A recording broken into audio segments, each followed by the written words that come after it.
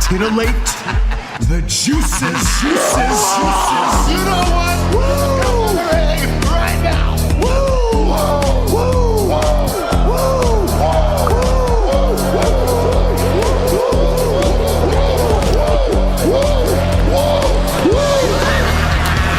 Dr. Hughes invites followers. Oh, let's see if they increase now. Me too. Yeah, wow. Dr. Hughes. Mock-ass mock. He's a great podcaster. Trick-ass mock. Acknowledge me. We coming for you, nigga. Yeah, Dr. Hughes, here we go. Keep plugging yourself, that's cool.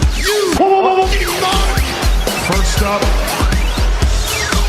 a man whose looks will serve your inner needs and desires. Dr. Hughes. Yes, hit the buttons, everybody. Shout out to all the people out there in the Huge-verse, in the Dabbleverse, in any verse that you're in, the WWE universe. Can't forget about them.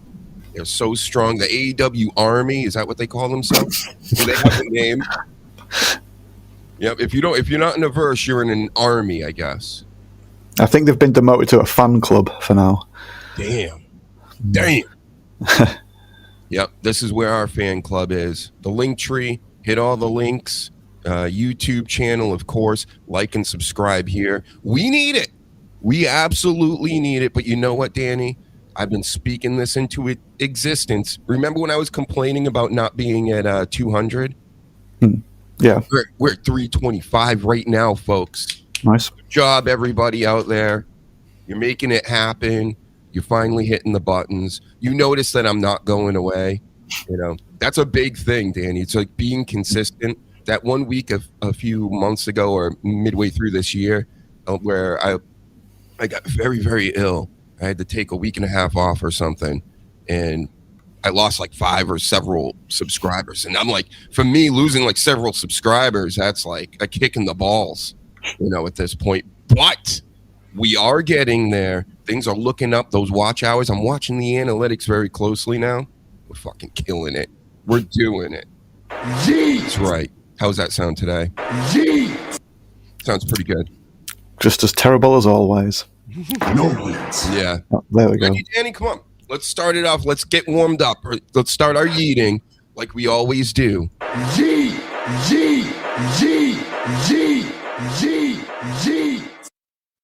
And then we stop and you want to roll it back, everybody? What is the chat feeling? Like they want to do it again? Run it back? Yes. Danny's still not yeeting, everybody. All I hear is a naughty word, and that's all I can hear, so. Don't say it.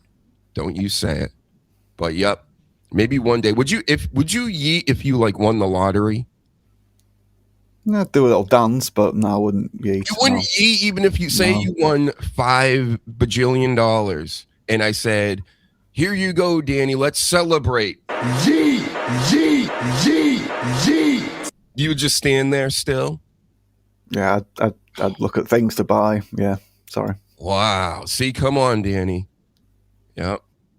What? Good. Put it on the screen. There we go. Now it's working.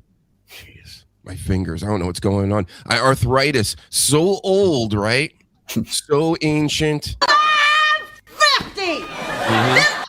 50 million years old. All right. So I got a bunch of stuff to talk to you about specifically. We can get a little spicier today because, the sleaze, he can't, he builds war machines and things. And, Jess is, she's a lady.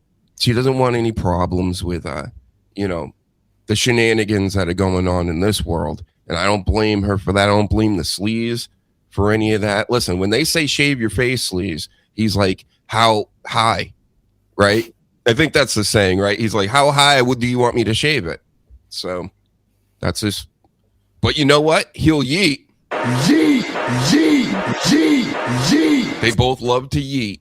Yep. So we got some yeeting news. We got some, pro wrestling news. A lot of fake sports too, pro sports.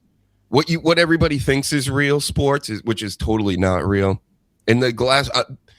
I don't know, glass is fully on, off, whatever the saying is with pro sports, I don't believe any of it anymore, Danny. It's really sad. Even with my Patriots and my love of football and basketball and this and that, I know it's fake. So if my team even wins it all, it's kind of like, did they? Did they really? You know, because it's brutal. But anyway, first things first, this John Cena fallout. I know you saw, or you must have seen some highlights or heard of what's gone on. The way he went out, the explanation behind it. Have you heard that, Danny? The explanation? No, I just saw the finish to the match. I'll give you a quick, review. It's basically, this is John Cena passing, they're saying. Like, it's like when you're dying. And that's what his character did. And it was treated very much like a funeral and all the rest. And it's like the guy's, he's not dead, obviously. But it's like the character, they really went into it like that. To me, as much as I watch and everything, and I understand what they're trying to do, it comes off like he was just like, all right, let's get this over with.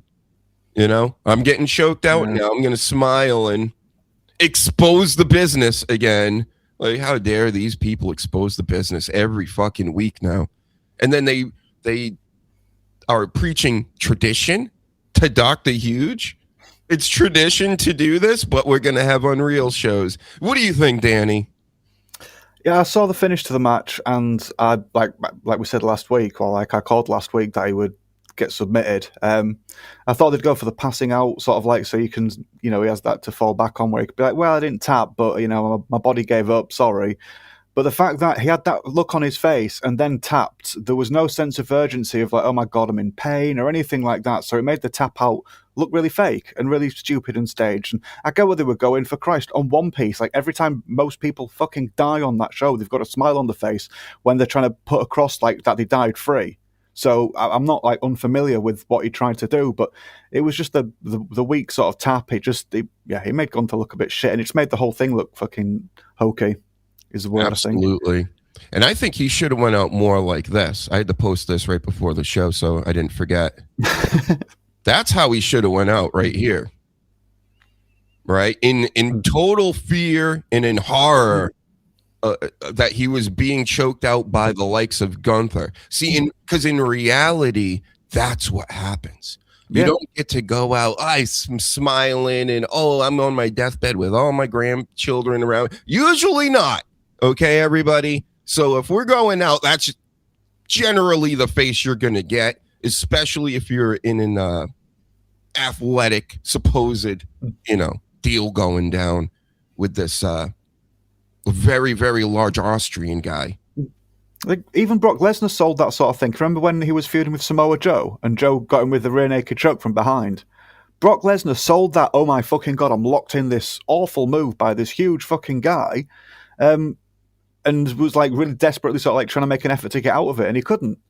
But then when Cena's just like, smile, I guess it's time to tap now. It's been 7 minutes and 32 seconds or whatever.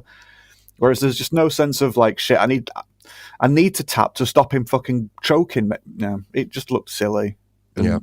Spent too much time in Hollywood, I think, is why he thinks that looked good.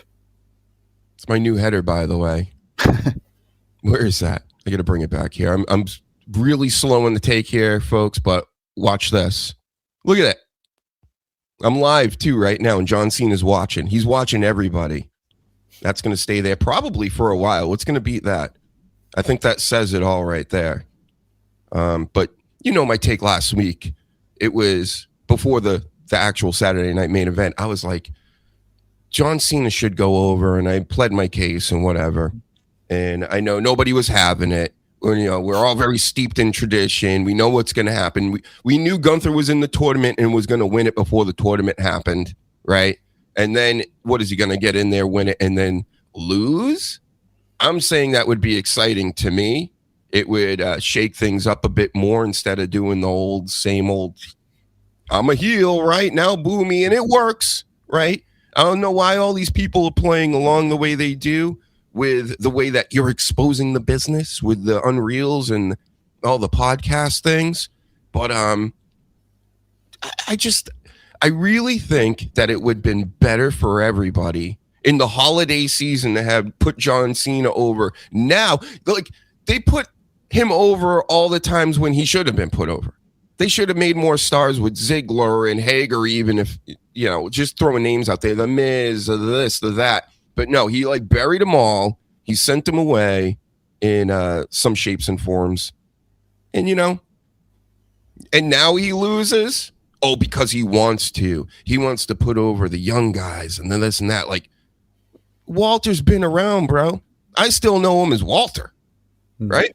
So that's, again, I feel like I was right. I was vindicated when everybody was like, you're a bald fraud, Triple H, and we want Vince chants, and they were booing him and fuck you chants and the signs. That warms my heart because, again, I know the people, right? And I know they're going to complain about anything, but I'm telling you, it would have been shocking for John Cena to win. Then he wouldn't have had to have given up, even though he's given up before. But I mean, nobody thinks about the past when it comes to it's right now. And he's selling the merch that says never give up. He holds the towel up every fucking week that says it. So that's the play they should have done. And that's why they need to hire Dr. Hughes. Because I would have told Triple H, I get you're doing tradition and stuff, but that's fucking stupid. And also, Gunther's not in this tournament. What do you think about that whole dissertation I just laid out there?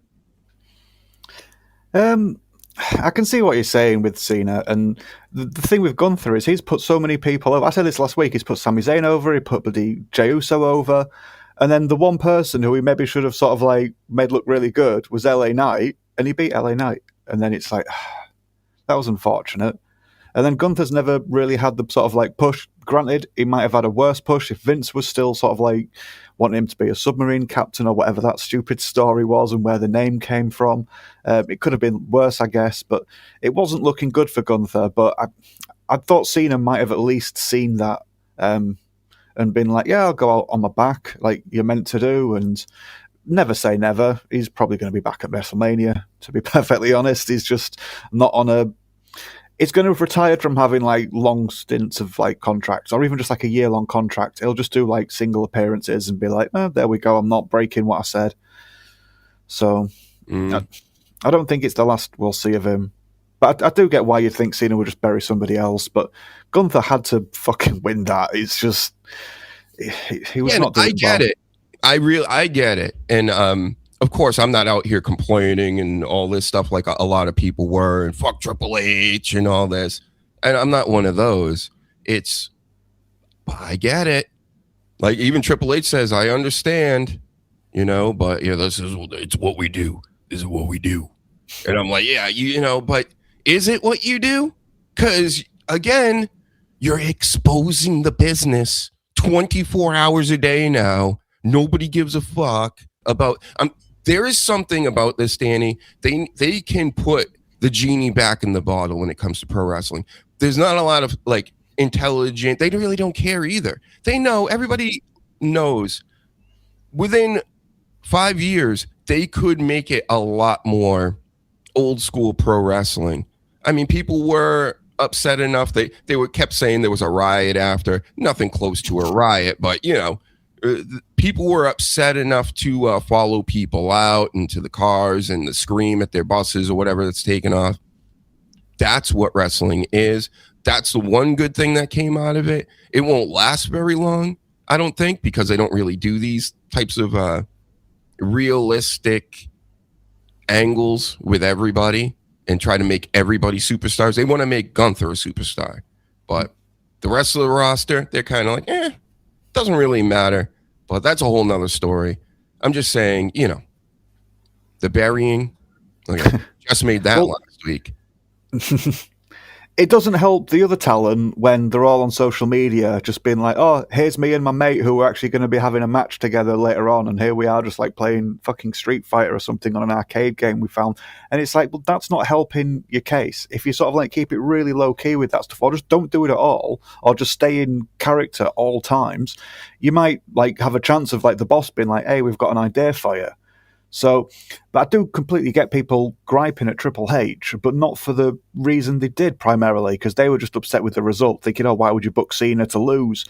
If you want to be upset with Triple H, be upset for having a fucking unwatchable product where you get like 90 seconds into something and you can't commit to it because every 90 seconds you're going to get an advert, and then it just breaks it up. Be upset with him for that. Be upset with him for trying to turn it into more of like a chitty chatty gossipy reality TV show because he's the one bloke in a house of four lasses or whatever it is, and he's sort of like gone, there's some money to this chitty chatty celebrity fucking gossipy kind of reality TV, because that's what he's trying to turn your wrestling into whilst filling it with fucking adverts all the time.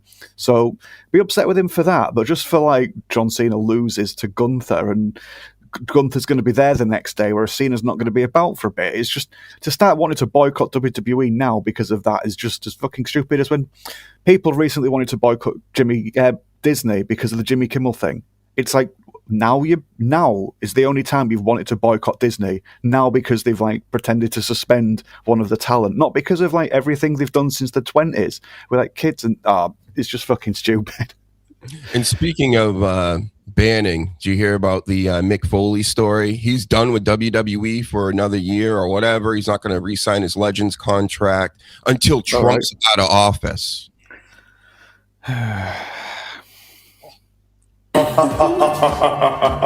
It's just Foley's going to Foley, isn't he?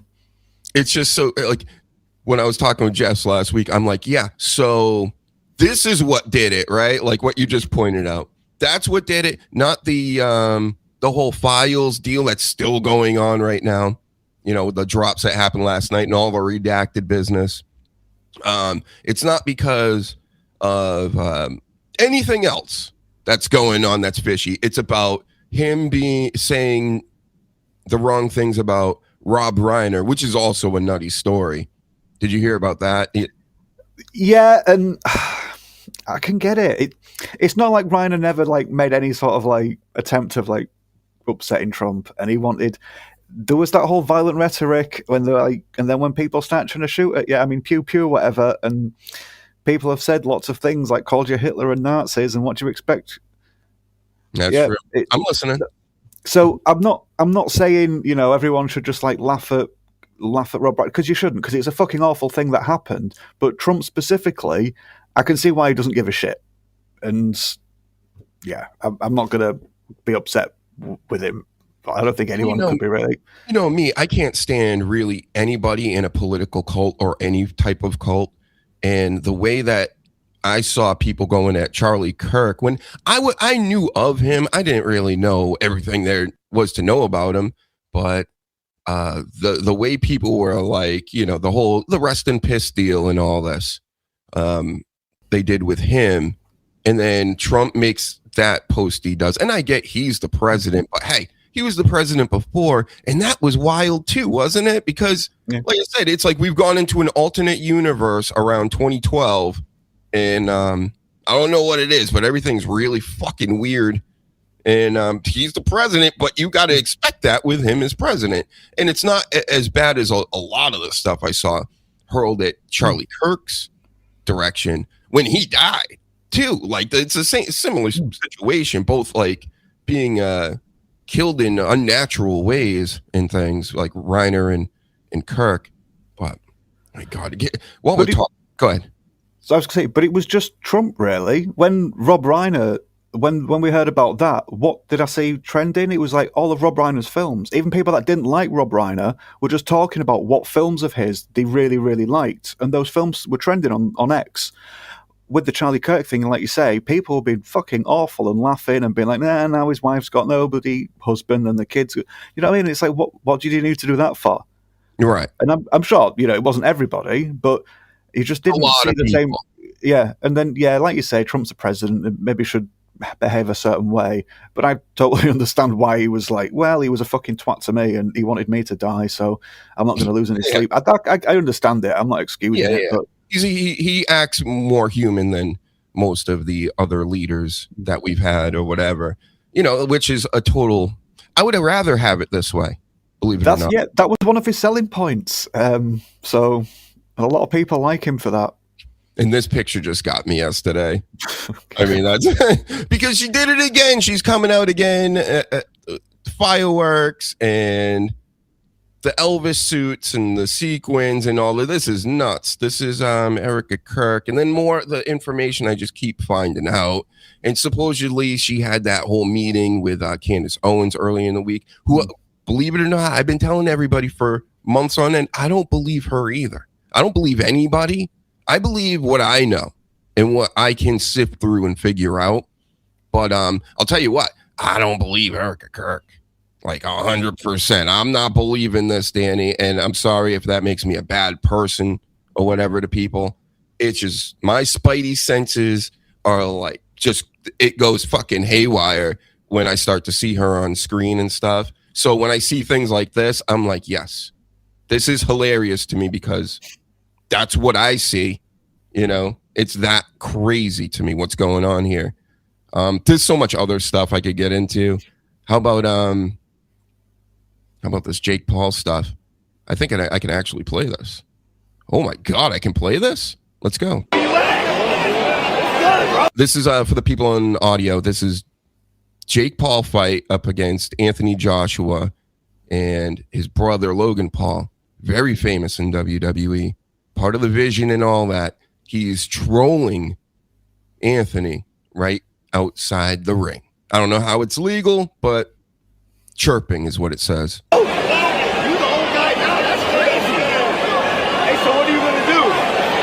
What are you going to do? This 4 rounds left. You've lost every single one of them. You've lost every single round. This could be a legacy angle, AJ. Where you at? So I didn't see the fight, but from what I gather with everybody out here, they were saying that Joshua didn't look very good in the fight, but Jake Paul ends up getting knocked out.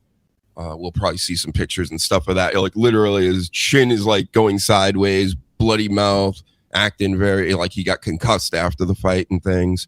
So, I mean, of course, when I first saw this late last night, I'm thinking, this is another ploy. You have to do this, right? So if you're Jake Paul and you're about to set up another fight, because for weeks on end, I'm like, why is everybody treating like this like it's real? It's not real. I think they went 6 rounds.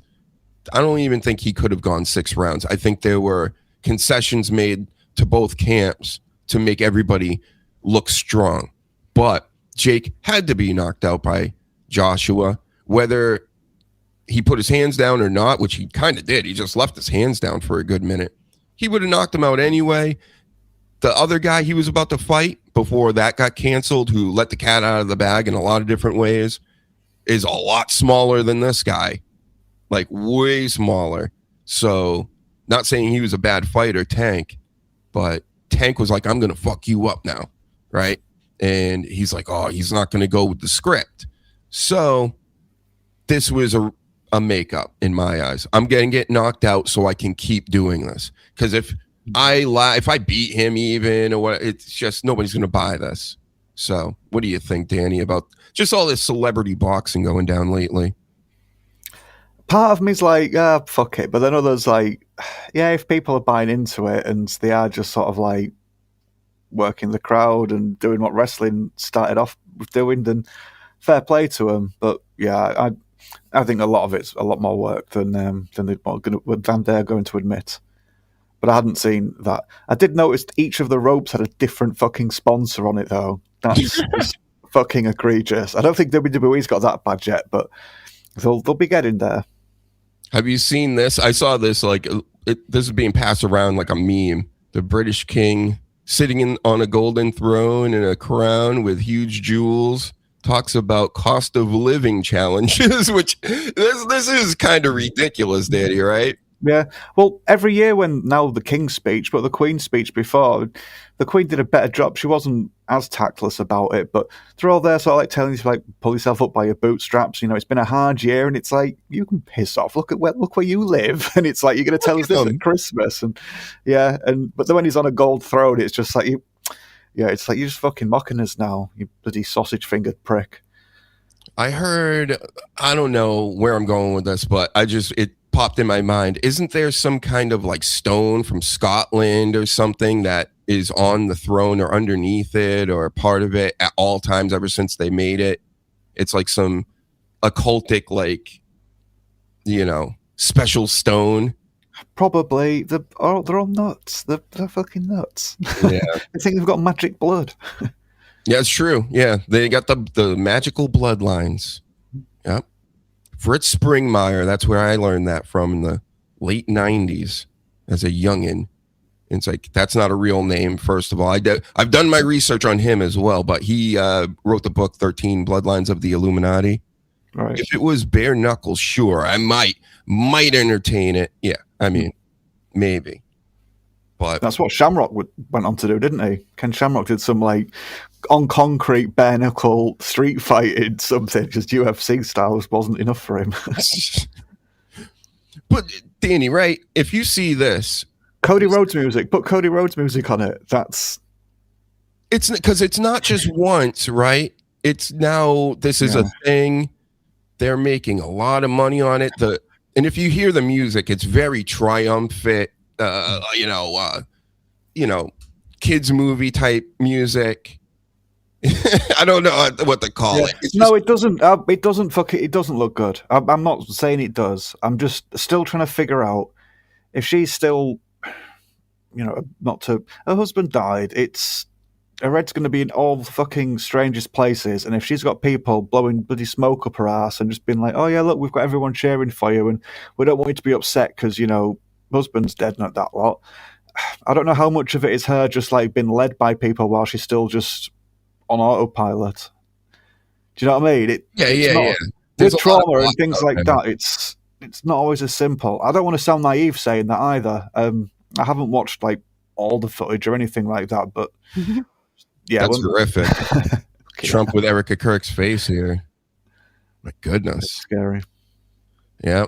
And then look at Tucker. He's just learning about the stuff that's been spraying in the air like my whole life. This is what I'm saying, Danny. How the fuck do I know this? And Tucker Carlson's just learning about it and going, I didn't know that. You know, the goofy ass laugh he does. Yeah. It's just, who's buying this shit? All these people are fake. Everybody's a phony. It doesn't matter. Left, right, religions, this, that, sports, entertainment. These motherfuckers are the fakest people on the planet. So, aluminum, they're spraying aluminum? Are they? Yeah, I've been called a conspiracy theorist and a crazy person pretty much my whole life for knowing this. Seeing the sky just turn milky white every day. And then he comes out in the year 2025 AD and says, what? He's like, he's going to talk about it now as if, because now it's important because you got all the followers and all the eyes on you on the X machine. Got it. Like and subscribe here, folks. Let's go. Hurry up. Been knowing this shit. And again, Candace Owens, I don't trust her. Where is she? I don't trust her. She's dissing Ben Shapiro. I don't trust Shapiro either. Nobody likes Shapiro. He's the personification of fucking WWE's advertising thing, where he'll talk for like 90 seconds. But first, let me sell you this, and then he'll fucking sell you something, and then he'll talk for 90 seconds, and then he'll sell you something else. And it's just like watching WWE. It's like, just coming out of like a few minutes of some entertainment or something, or just anything, please, without it being broken down. Yep. Just like, and the same thing with Tucker. With all of them, right? So Candace Owens, she's like several years ago, I just learned the left is bad. Now I'm going to be on the right. Oh, is that how it works?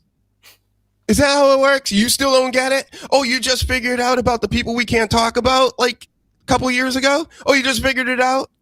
Oh, okay. Oh, she's on our team, everybody. Team Truth and everything, right? No. This is another work. This is another shoot. Again, this is... who says the world is a stage and all this? But you know the whole thing. The world's a stage. None of these people are legit. We talked about this last week. I mean, I can't wait for this. Just to switch gears. The Street Fighter movie. Yeah. What's going on in comic books? People have been getting a little bit crazy lately around here anyway, because Captain America is supposed to be coming back in the movies, and they're like, "What's going on?" Because that's not Captain America anymore, is it? Or is it? You know, everybody they're fighting over the mantle of Captain America now, and it's like, no, you're Falcon, and that's Captain America. Okay, to me at least. So, and of course, I can't be racially biased. I can't be. It's just that's the way it works. And I don't have to agree with everything sometimes, even what the WWE does. But it's like, whoever they tell me the best is the best. Right? What am I going to go, no, I'm going to make up my own reality of what's going on. No, what happens is what happened. Cena was choked out by Gunther. That all happened, everybody. He gave up, right? It doesn't make sense to me, but okay. He gave up in his last fucking match, the guy that never gives up. Congratulations, let's figure this out, everybody. Maybe we can get Triple H fired, right? But they're engaging with just like a really lazy way of storytelling, because both DC and Marvel now have like 20 different multiverses. So they can just bring people back whenever they want. They can just mush things up. They can have everybody gets to turn, because like the Captain America one's a good example where it's like people, I did see people originally be like, so you're trying to tell me I couldn't relate to Captain America because he was white, but now that he's black, I can do. And it's like, no, I could relate to him before. Spider-Man takes that to a whole new level, because not only is the Spider-Man, there's the Miles Morales Spider-Man, the Spider-Girl, the Spider-Gwen, they've got Spider-Punk, which is like a British one. So I'm very thankful, because I can now understand Spider-Man. Speaking of all these years, I could never understand Spider-Man, but now they've done a Spider-Punk, they've done a British Spider-Man. I finally get it. I understand how other people feel, but where do you stop? Because Britain is like 4 countries, so maybe you don't feel like you've been represented by that one. So do we need even more now? It's just fucking stupid. Do we have Spider-Man for like the Jamaican side? What's going on? Can we just have like 2,000 different Spider-Men now? It's fucking nuts. There was one Spider-Man that was a female in a wheelchair, and then I'm not even kidding. And I believe you. The chairs would come off like and turn into like web spitters, and it was like, and then she's flying around with her legs fucking dangling all through the sky and then it forms back. Yeah, it's just like, I get what they're doing, but how about Daredevil? Something like that would make a lot more sense. Or say if somebody that was wheelchair bound in any other form other than Spider-Man flying around the city, like with it's almost like they're goofing on them too. That's how I see it. It's like, this is wrong. What are you doing? But they've forced wheelchair bound characters into like Dungeons and Dragons now. So it's like, not only does it take you out of the escapism because you're trying to be in like a medieval dungeon and someone's got like a futuristic wheelchair, but then people are just like, you have steps to climb. How do we get past this? I can roll a fucking 6, but that ain't going to make me fly up the stairs magic. Do you know what I mean? And it's just, it needs to stop. It's daft. And when you brought up Spider-Punk, I was like, oh, that's right. I actually have the very first Spider-Punk, everybody. It's probably a whole $6 now, but I'm flipping through the pages. Within the first couple of pages, the Captain America in this universe is kissing a dude, starts making out with the dude right away, and I'm like, wow, what are comic books right now? And this was a few years, 3 or 4 years ago, but man, yep. They really cram it into everything, and they did with especially Marvel, DC at one point. They've seemed to got a little bit better with it, but I'll give them this. That Absolute Universe stuff, just like the Ultimate Universe in Marvel, interests me because I like different takes on things more to see what I'm always that's why I like NXT, because it's characters and stuff that they're trying out, and it may not hit, it might hit. And like with the Absolute Batman stuff, the Joker and everything, I find that whole story intriguing. It's just, this is basically Batman without money, who's like huge, jacked, and the villains he keeps coming across just keep getting weirder and crazier, and the Joker character is like totally not like the other Joker that you would know from regular Batman, but he looks like the final form of him or whatever looks like a big ass Joker Venom. Mm-hmm. And that would be fine if there was just that one alternative version of like Batman and Spider-Man with Ultimates, but there isn't. Batman has like the Gargoyle of Gotham and Gotham by Gaslight. Yeah, Batman and Robin, Robin and Batman. Spider-Man's got Spider-Man Noir. It's got Radioactive Spider-Man. There's Amazing Spider-Man. Spider-Man Night. There's just they rather than being consistent with one storyline and putting effort into it, everybody gets a go. Everybody gets a turn, whether it's one of the 5 or 6 variant covers at each fucking issue. So different artists will be like, here we go, let's just spaff all this on there and get my resume fat. People just write it, and the inside out art is just, some of it's terrible. They may as well just fucking submit and go into AI, because some of it is just, it's dire. It really is. I can't draw to save my life, but I'll happily slag off stuff that is that bad. And some of it is. And this isn't just like the smaller things. This is some of the covers for like X-Men and, Superman and Batman. And yeah, they do too much. It's like with wrestling and a lot of other things, but thank you very much. Nice hat, Danny. So true. Yeah, Posey Parker is a good hat. But yeah, they do too much, and the multiverse is sort of idea. It's lazy, because if you write something and then change your mind, like killing somebody, and you think we need to bring them back, it's just like, oh yeah, we'll just easily bring them back, and then everything we just wrote for them to die just means less. Yeah, that's true. The comic book scene, it's weird. It gets like, there are certain things that are just bangers, and then other things that are, female Spider-Woman like in a wheelchair flying around the city. And when I seen the legs dangling and her going around, I was like, I lost it. I'm like, come on, bro. Come on. Oh, I got an eyelash in my eye. Nice big eyelashes. Yep. The fake ones I put on last night, they're still on here somehow. I'm not gay no more. Not no more though. Just last night, but not today. Yep. You like this episode? Yeah. What about all the rest of them? Come on, do better, Palin. And you like all the episodes. Thank you. We get. I think I've got some cat drama. What bloody cat drama? No, it's all right. There's always cat drama at Jess's too. She's always running around like there's a cat in here. Like, shit. Well, I've got my headphones on. I've got the cans on. I've got a green screen behind me. Because I'm in the living room and I can hear something, and I can't tell if it's a cat trying to scratch the door to get in or out, or if it's just a cat eating. That'd be hilarious if one day the cat just like jumps on the green screen in the back and tears it all down. Yeah. That's happened to Stuttering John before, where his whole green screen falls over, and then you get to see his whole apartment at the time, which was like a little studio apartment, and all his stuff was like crammed. It like was just a mess. And then this is early Dabbleverse, by the way, folks. I'm talking about with Stuttering John. And he was doing his shows, interviewing people politically and this and that. And then he would go, just suddenly like jump back because there was cockroaches like climbing all over his keyboards and things. And he's like, whoa. So these were. I'm not that bad, Christ. No, I'm not saying you are. I'm saying this is Stuttering John now. We're all in the Dabbleverse for a minute.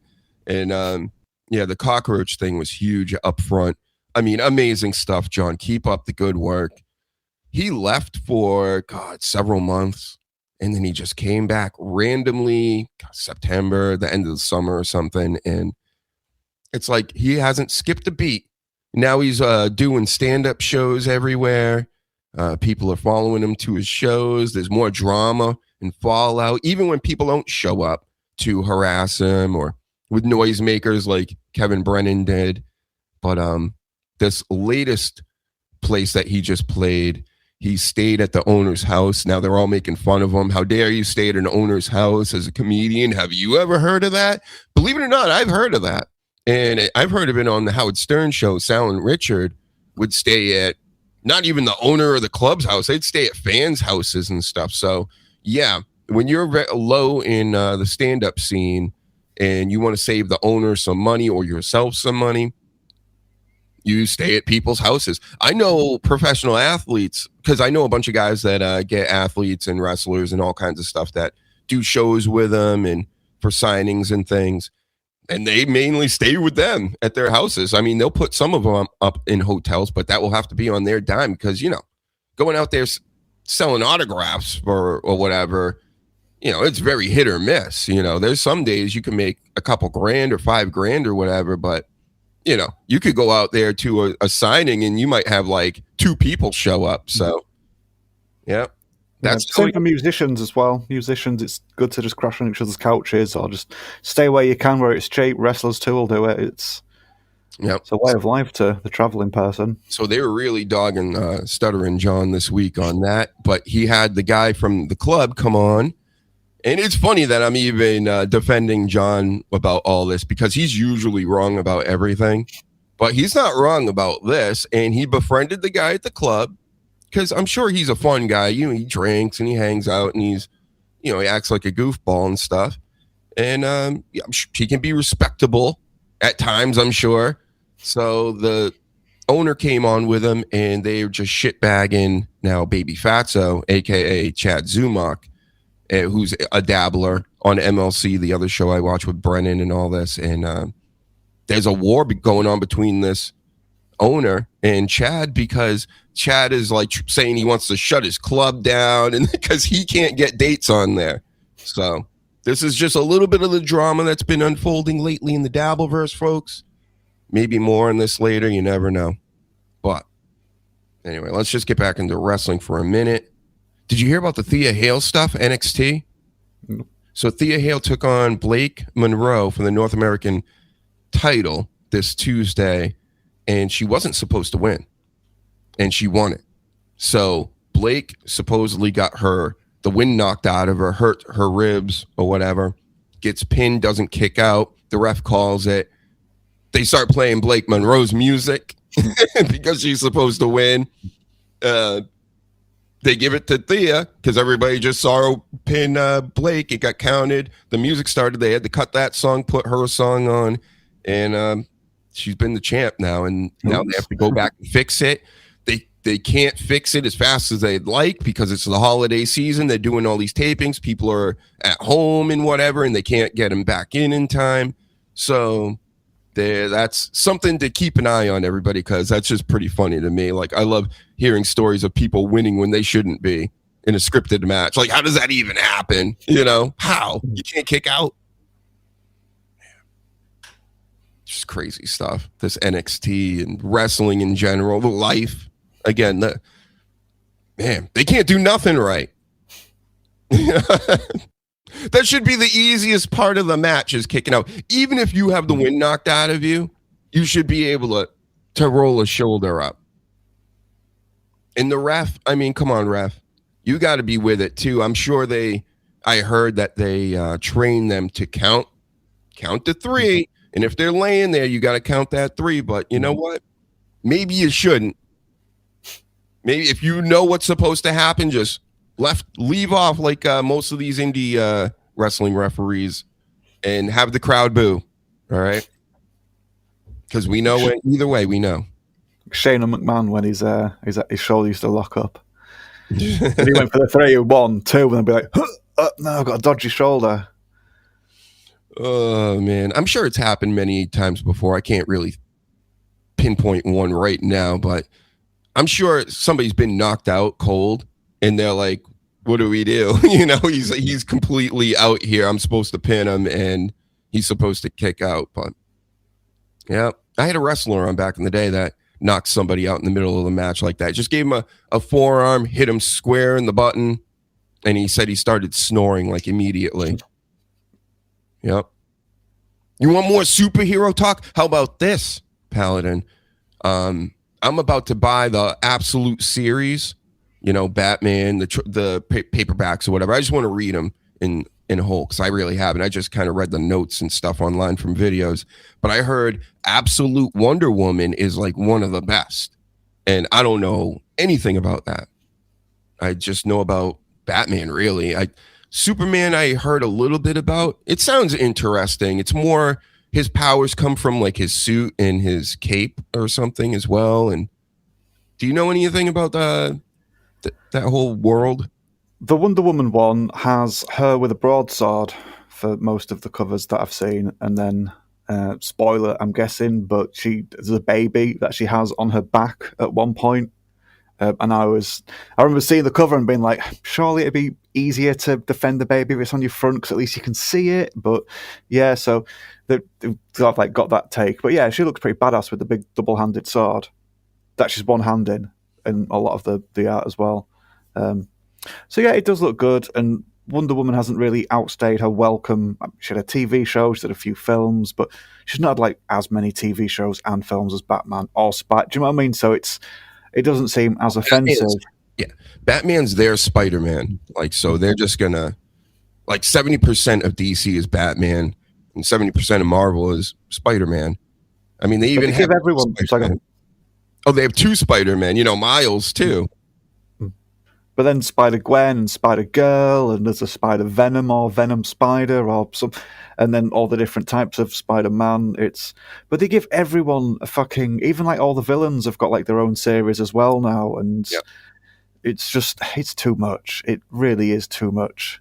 If it was one concerted sort of like concentrated sort of like series, and then occasionally you just had like, here's 3 about this villain that'll introduce this villain instead of, putting it into the main series. But then I'd just be fine with, well, just give it as backstory. It's like law, like a lot of other things do. But some people just like action all the time. They don't want any of that backstory. They don't want any of that character building or world building.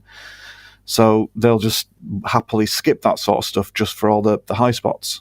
Yep. TikTok brains. Yeah. Triple H, right? We want viral moments. That's it. They don't care about the wrestling, the actual stories, or they always talk that big game, long-term storytelling, but then they don't.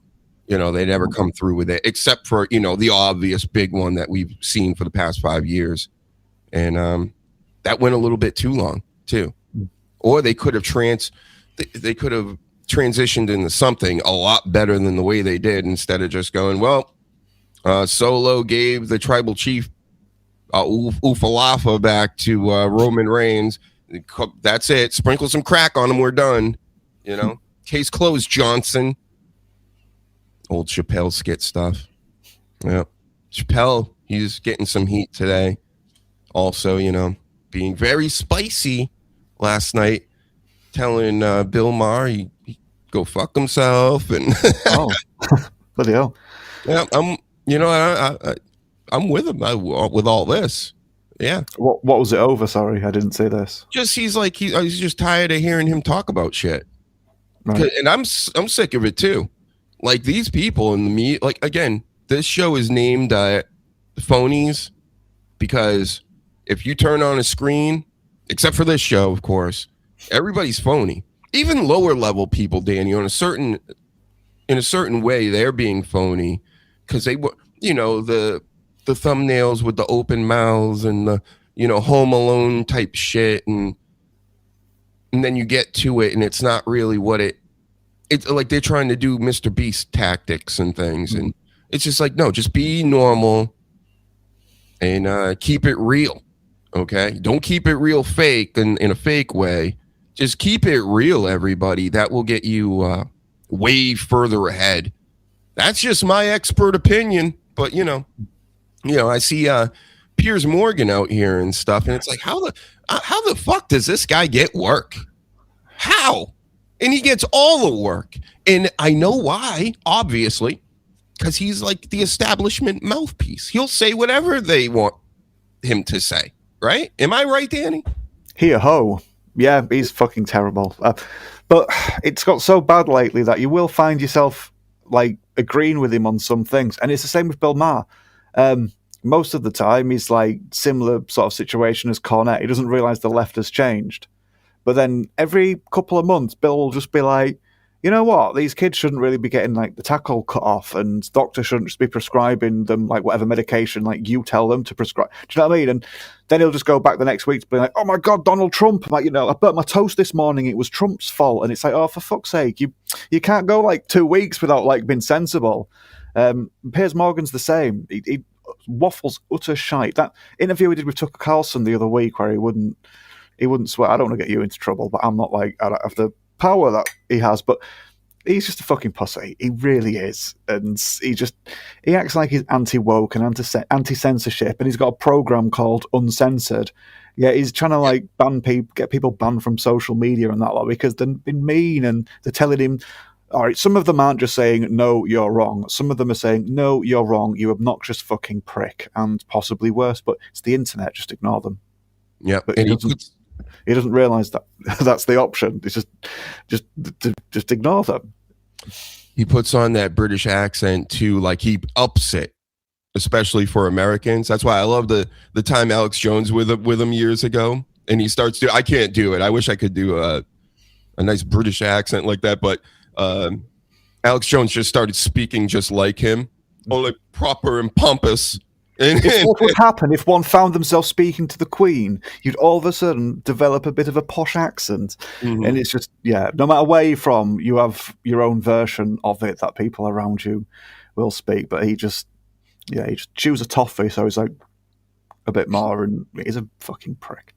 And then I saw him with Nick Fuentes. I don't know if anybody knows that guy too. He's a half white, half Latino Ben Shapiro, in my opinion. Like that's the same thing. He talks like this, the nasally voice, and he's a self-admitted incel and racist and this and that, right? I think that, of course, I think some of it's tongue-in-cheek. I think that that fits. Like, he's saying it to be provocative and to annoy people or whatever.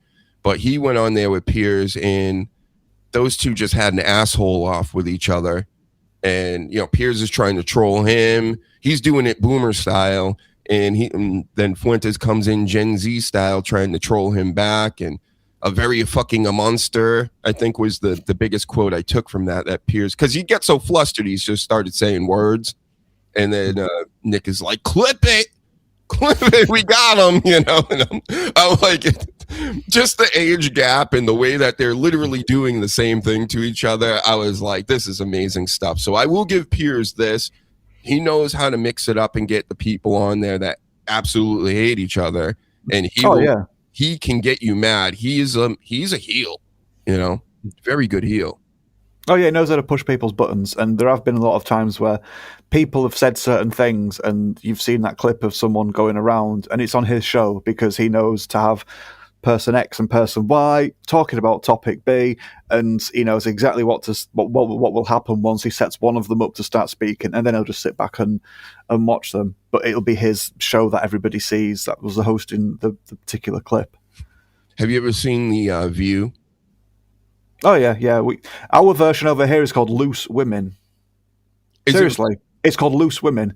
And one of the jokes you have over here is like, oh, the first time I saw Loose Women come up on the TV guide, I was like 3 a.m. I was like, hey, look what I've got here. What am I going to watch? And then they're just there talking about fucking books, and like, it's just propaganda of like what to buy. And it's like, this isn't Loose Women. What's this? This isn't. But yeah, we do have it. It's just, it all originally created and produced by men too, and I'm sure the American version's just as daft. Yeah. It wasn't always. That's the thing. When it first started out, of course, it's ladies talking. It was, you know how it works. The propaganda these days is just in your face, with explosions and lights and effects and the music. And it's so unbelievable. It's laughable. But back in the day, it was a lot more subtle. It was like, you actually thought it was real. But yep, just... we are so going into idiocracy, bro. Like, everything is stupid as fuck. It's just garbage, hot garbage. Everybody's got bots and they pay for views, and it's the shits. This world is the shits. Get liking and subscribing here. We're actually real people doing this. Danny is in the UK. I'm in the US of A. We'll be seeing the sleaze probably next week. Jess next week. It's the holidays, so everybody's gearing up for that. I'm still pumping out the show. I can't miss a Saturday, right? I don't want to lose my subscribers for missing a show. Sorry. Yep. Or I'll cry myself to sleep on my big pillow tonight.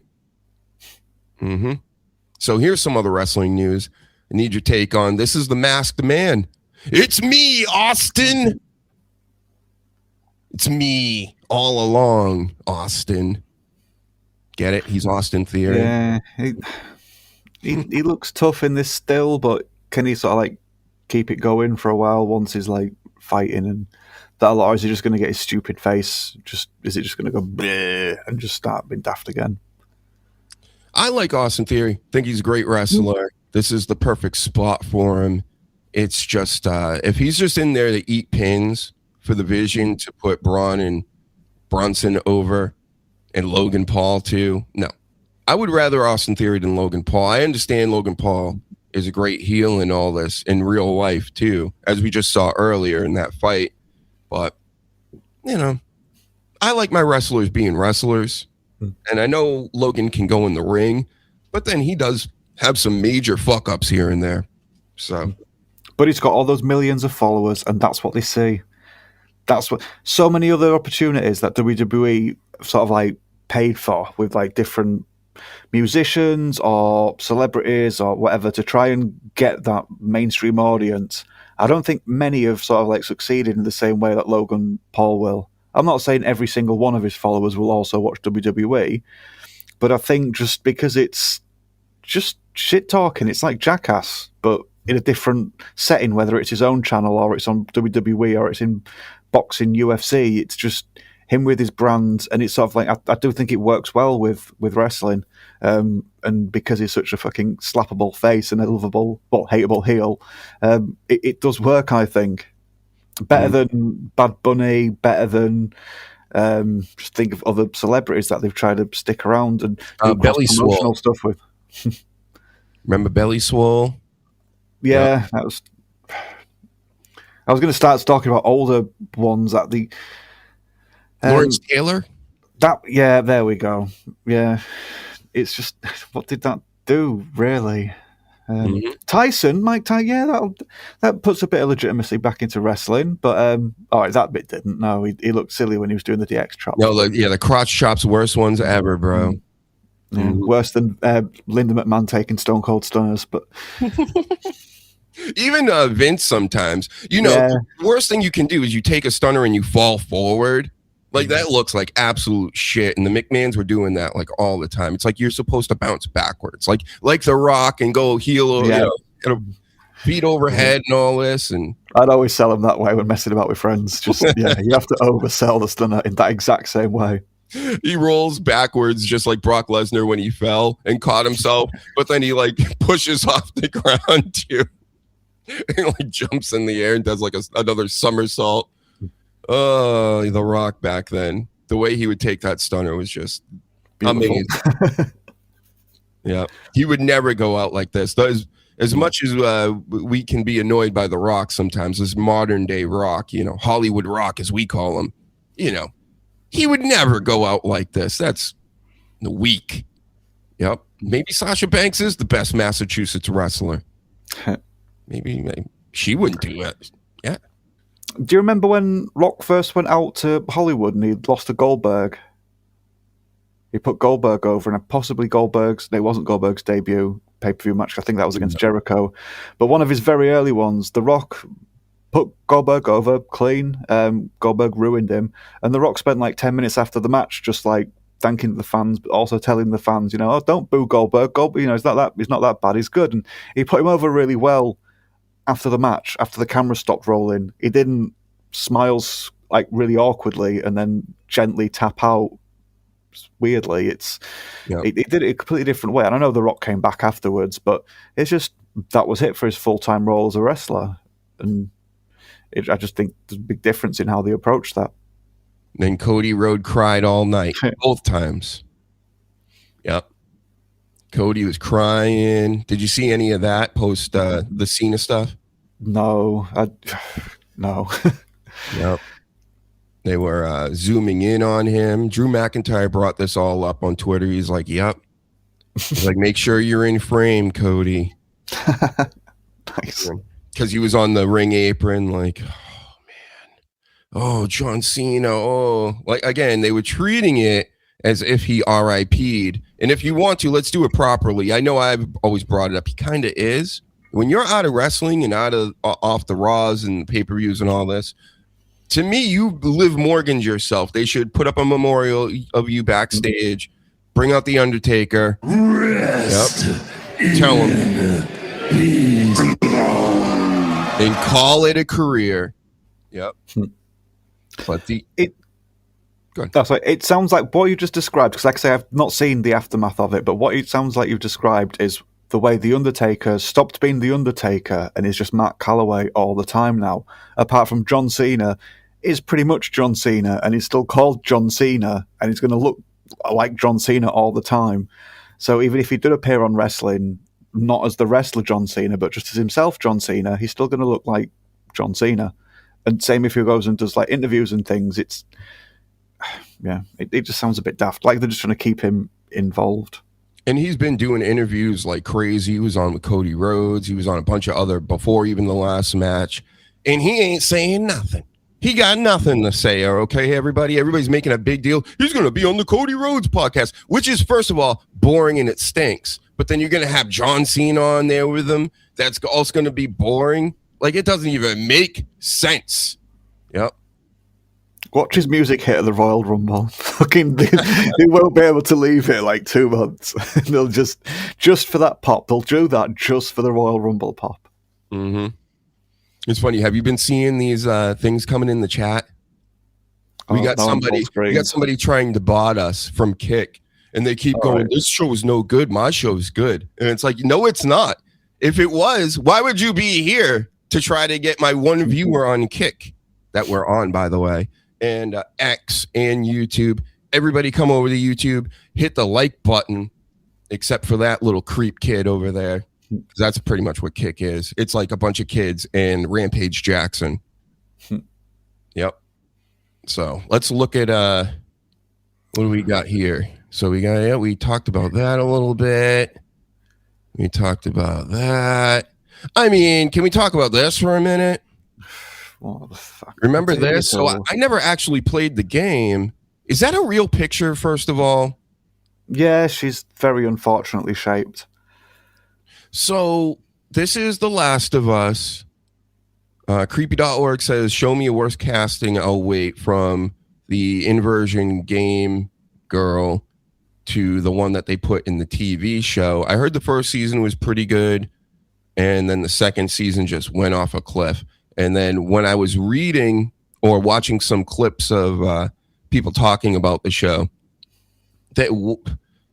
it's ridiculous. You know, she's going to be a dad and all this, and she's telling the Rick Grimes of the show, I'm guessing, you know, what he needs to do and things, and it's just like, what? Does that actually happen in the game? Some of it does, but I think they just not the like being a dad and that lot. But just her looking tough and sort of like standing up to adults sometime. Yeah, but it's just that same shit they do with all of it. Like, I think, yeah, my pin tweet references is talk about the One Piece live action thing, but it also just touches upon it with everything. They just hijack your fucking products. They hijack your IPs to put their other products over, like the actress. They want that actress to be in everyone's minds and to be a household name, so they just install her in things that other people already like, and they do it with fucking everything. And that's just one of the worst examples that people have been the most offended by, because they just took it so far from the original source material to the point of Alas being like, yeah, I'm going to be a dad. And they're just like, this isn't the video game adaptation that I looked for. The first season isn't that good. It's all right. They're all awful. Sorry. How about the games themselves? I haven't played them. I'll be honest, but I know plenty of people that have, that would just have either said they didn't need a TV show because it's like, I've got the game. What do I want a TV show for? Or I've just said, oh my God, they changed so many things. And that's just what you find with most of these. In fact, all of them, the live action conversions. Do you know anything about Xbox like dying? I've been seeing those types of videos and things popping up on my feed a lot lately. Like, I know that I couldn't give a tiny rat's ass about it, Diane. Sorry, go on. I'm just are you an Xbox guy at all? No. My opinion on Xbox from day one was, I'm sorry, I don't need an Xbox. I know how to build my own PC, thank you. Mm-hmm. That's true. It's always just been Fisher Price is my first PC. You know whether you do Fisher Price my first walkie-talkie, and it's a normal walkie-talkie in like 4-inch of like clear plastic, or my first whatever. That's what I've always seen Xboxes, and sadly now PlayStations. They didn't start off that way, but PlayStations are just like a PC in like 4-inch of thick plastic, trendy plastic sort of design. But yeah, they're convenient, but I don't rate them. Gaming hasn't been better, in my opinion, since the Xbox and PlayStation war compared to when it was the Sega and Nintendo. I think it was better friendly competition that made each other better back then, whereas now it's just we've got too many exclusivity things. Everyone releases so many stupid, tiny little microtransactions to try and outdo each other in business rather than in creative games, and I don't think it's as good. Sorry, go on. You were saying Xbox perishing. No, just Xbox. It's all I've been seeing is like they've essentially the gone woke thing, and now they're going broke or whatever. I'm like, I don't know. I think that's a part of it, but not all of it. The Arc Raiders is where it's at. I mean, they're just doing it right. That might be the best game I've ever played. It could be. It's that good. The replayability, the way you can actually work with people in multiplayer, you can actually get along with people in a game. And that hasn't happened in like 20 years. And that around 20 years is when people started getting online to play games. So it's like revolutionizing, I think, the entire industry. Get ready for more of this, and hopefully we do get more of this. You're a $40 game that's finished, that they have a roadmap already planned out, and they're doing it live, fixing everything on the fly, and they're getting millions and millions and millions for it. Good. Everybody should give them their money. If you're a video game player, that's where you go. Everything makes sense in it. And sure, there are all these people. There's a lot of videos like, oh, it's dead and it's gone and it's going to be going out. And no, it ain't. No, it's not. This is the fucking biggest game that I've played since, God, Halo 3. The first Batman that came out and was like, shocked everybody how much of a banger it was. We're talking late 2000s, early 2010s. I haven't played a game like this. Dead by Daylight was cool, kind of run its course. Some shooters and things. I'm sure everybody has their favorite games. This is the one, though. I'm telling you, this shit's crazy good. So, and I know Killer Cross plays it. He's out here playing Arc Raiders, getting ratted. Yep. Do you have to pay for those extra bits? What happened is people were upset with the pricing. It's your typical microtransactions to get customizables and stuff like that. Since I've started playing it from the beginning, they gave me $21 worth for free. They just gave me another 10 the other day, and when you finish everything, you can complete get like $10 to spend on outfits or whatever. And then they just gave me another $10, and I ended up with 21 overall. I'm still getting more from the new stuff that they're adding in the game, and I'm kind of like, well, I'm not big in the customizables and stuff anyway, but I grabbed a few things, and I got so much. I can just wait for new things to come out, see if I like it. But they've lowered the prices on everything too. Arc Raiders did in the past like month and a half the game's been out. They're hitting it out of the park, and they have a plan to keep this going until people lose interest pretty much. And that's all we want with games. Create something that's finished. Let the people play it. Go, we like this. We don't like that. You adjust it. You keep more people playing it. Everybody's happy. Everybody's making money or whatever, making clips and content. That's it. And they're doing it. So about time. All these other games where it's like $70, $150 if you want the complete game. And oh, by the way, we'll finish it in like 7 months after release, maybe. And it will still be buggy, and this won't work and that won't work. Fuck that. Those days are over, brah. Have you seen the Game Awards? I think people are like noticing these indie developers that are like blowing up and taking over. It's like that's how you have to do it if you want to actually make money at this anymore.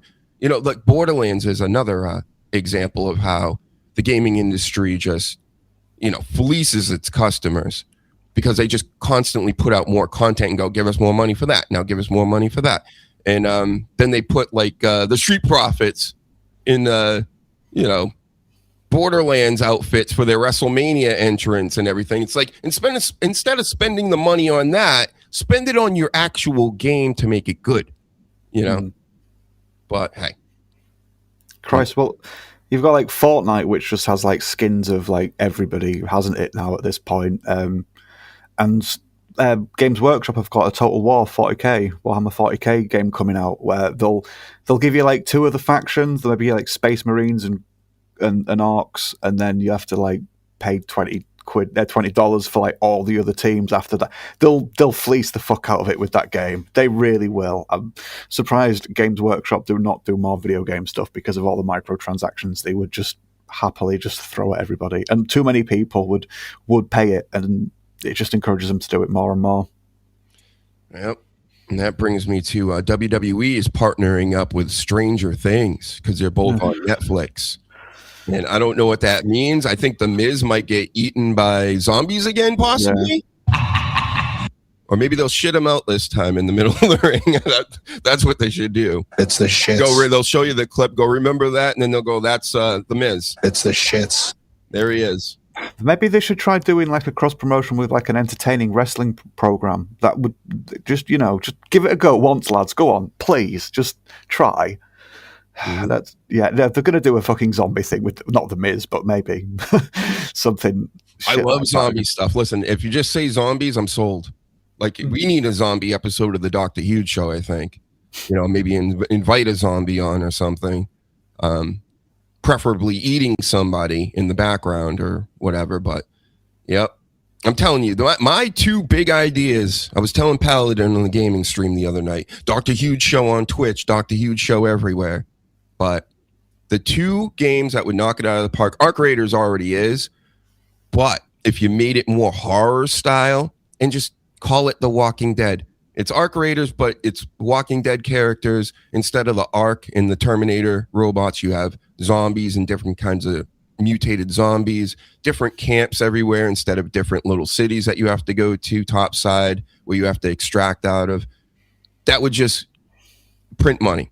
And then I've been saying for years now, like 10 years, a wrestling fighting game that's like Tekken, 3D fighting game, John Cena in it, Asuka, you name it. Everybody's fighting everybody. They're doing wrestling moves, kicks, punches, and all that. But I think that would sell copies literally everywhere in the world because people love Tekken, but they just like, I don't know about this is like anime characters or whatever, you know. These they have their own storylines that don't make any sense. I'm saying use the WWE storylines that don't make any sense. Turn it into a fighting game. Money Triple H. I know you like that stuff, so look into it.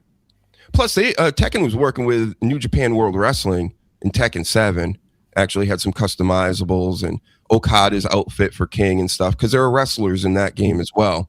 So come on, wrestling. Come on, wrestling. Let's go. Make a fighting game for us because, you know, I'm just not sold on the 2K games really anymore. No.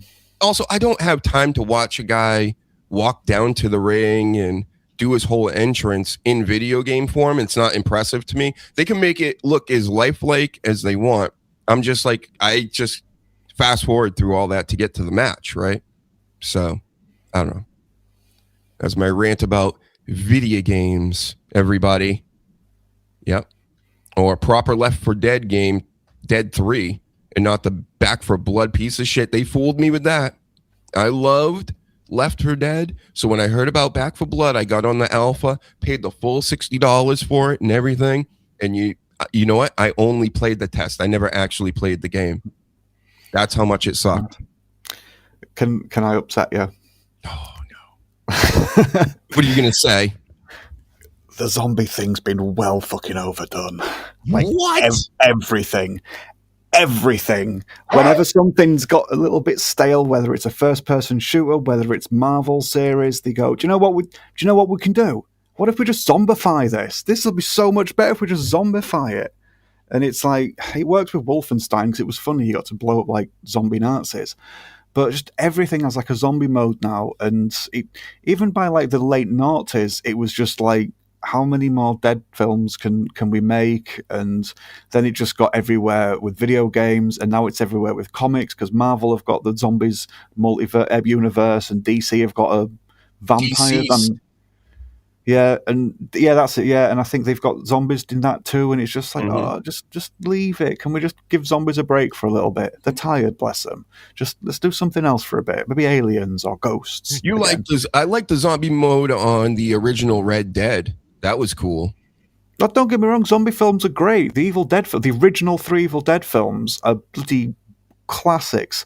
But just now everything's zombies. And to the point of where we've got The Walking Dead, which is the television format where they've gone Dawson's Creek plus zombies equals Walking Dead. Dawson's Creek plus Lord of the Rings equals Game of Thrones.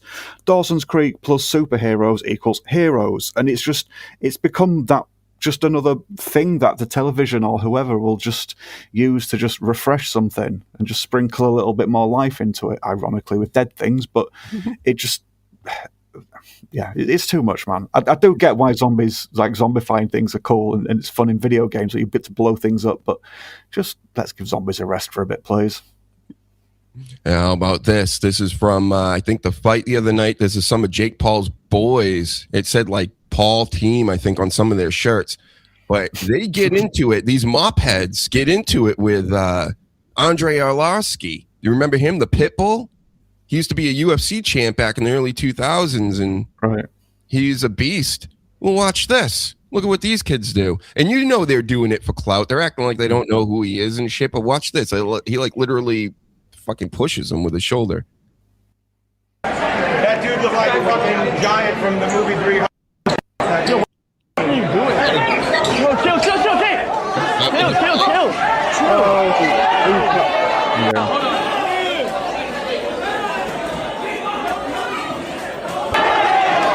Yo, Jake, help him, Jake! Go, get the fuck out! Get out!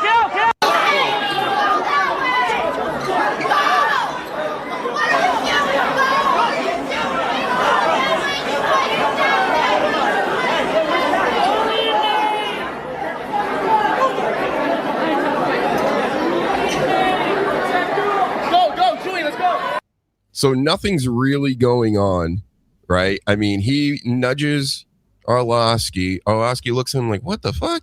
And then they all start like swinging. I don't even, who started swinging first? Mike and, it was like, oh yeah, that one guy in the camp throws a punch at Andrei Arlovsky. What are you doing? And then the rest of them jump in like they're doing something. And towards the end here, I think they start talking like, oh man, yeah. You know, basically like they're all hyped off of it. Like they got their clout, right? But check this out. Chill, Jake! Chill!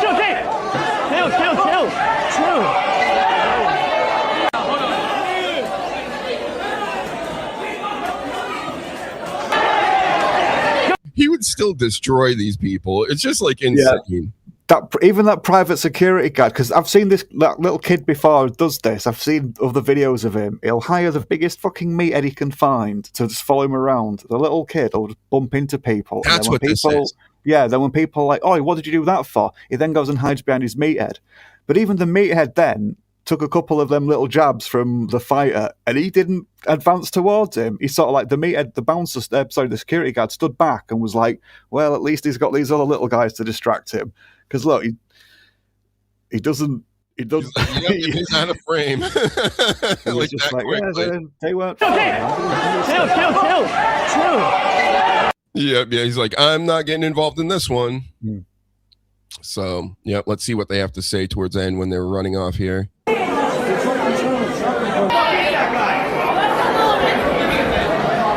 Why that guy trying to hit me for no reason? Why that guy trying to hit me for no reason? really, bro? Fucking douchebags. And then these broads that are with him, it's like, you guys are idiots. What are you doing? You're gonna hang with him. Why? Because he's got the money to pay. It's just, you know what I mean? Like, don't you see he's trouble and he's a douche? Yo, how are you 260 and we still eat your hits? You're a little big. Holy shit, cuz. Yep. Good for you, bro. Cool. Right? You roll the dice enough times, and eventually someone's going to fucking click out of you before your security guard can come and help you. And he's gotten away with it so far, I think. But eventually, or his security guards be like, you know what, I'm fucking sick of this now. The old Diesel and Shawn Michaels thing. Yeah. And here's a little bit of, and again, the reason why I'm just like kind of done with pro sports or any sports, it's just silly. But this is the coach of the Wolves that took on the OKC Thunder the other night, the reigning champs, who I knew was going to win the championship from the beginning of the year last year because they're allowed to foul people, but you can't touch them. If you and then they fall over on purpose, they'll just bump into you, fall over, and it's like foul. And even people at last night's game were chanting free throw merchant at Shai, who was the MVP last year, who shouldn't have won the MVP. It should have actually went to Jokic again, but he's big, fat, and white, so we can't have that. And here you go. Here's what their coach had to say after getting thrown out of the game last night for freaking out over, the obvious grievances. It's so frustrating to play this team because they foul a ton. They really do. They foul all the time. And then, you can't really touch Shea. And it's a very frustrating thing, and it takes a lot of mental toughness to try to play through it. And we just eventually were able to get downhill and force the issue ourselves, and we're rewarded for it. It's just pathetic. And then you got Wemby, who's one of the next big stars in the league. He's like 7'7" or something. He's a freak of nature, but he's actually good at basketball as well as being like enormous. But he came out and he's just like, I'm just trying to play the game the right way. And he's like giving us all these little hints that the team he just played, the Thunder, like they aren't playing the right way. This is like, they're cheap. And the league allows it because they're like putting him up on this pedestal like they've done with LeBron James the past like 20 something years. And a lot of people don't seem to realize this. There are many people that notice this, but it's like, come on, everything's rigged. None of this is real. You know what I mean? They tell you almost every night now, the players, the coaches, God, even the refs that are like, oh, by the way, I fixed those games. Yep. It was just me though, right? Sure. So I'm just telling you, this world is so phony. And then another, the altercation here, or the stare down between Andrew Tate and Chase Demore, because their fight's tonight. The first fake fight was last night. Now we got another one here. I showed you him last week, the guy that got the egg in the face from the other guy. Yeah. So here they are. We're watching them face off. Chase is acting very weird. They're nose to nose.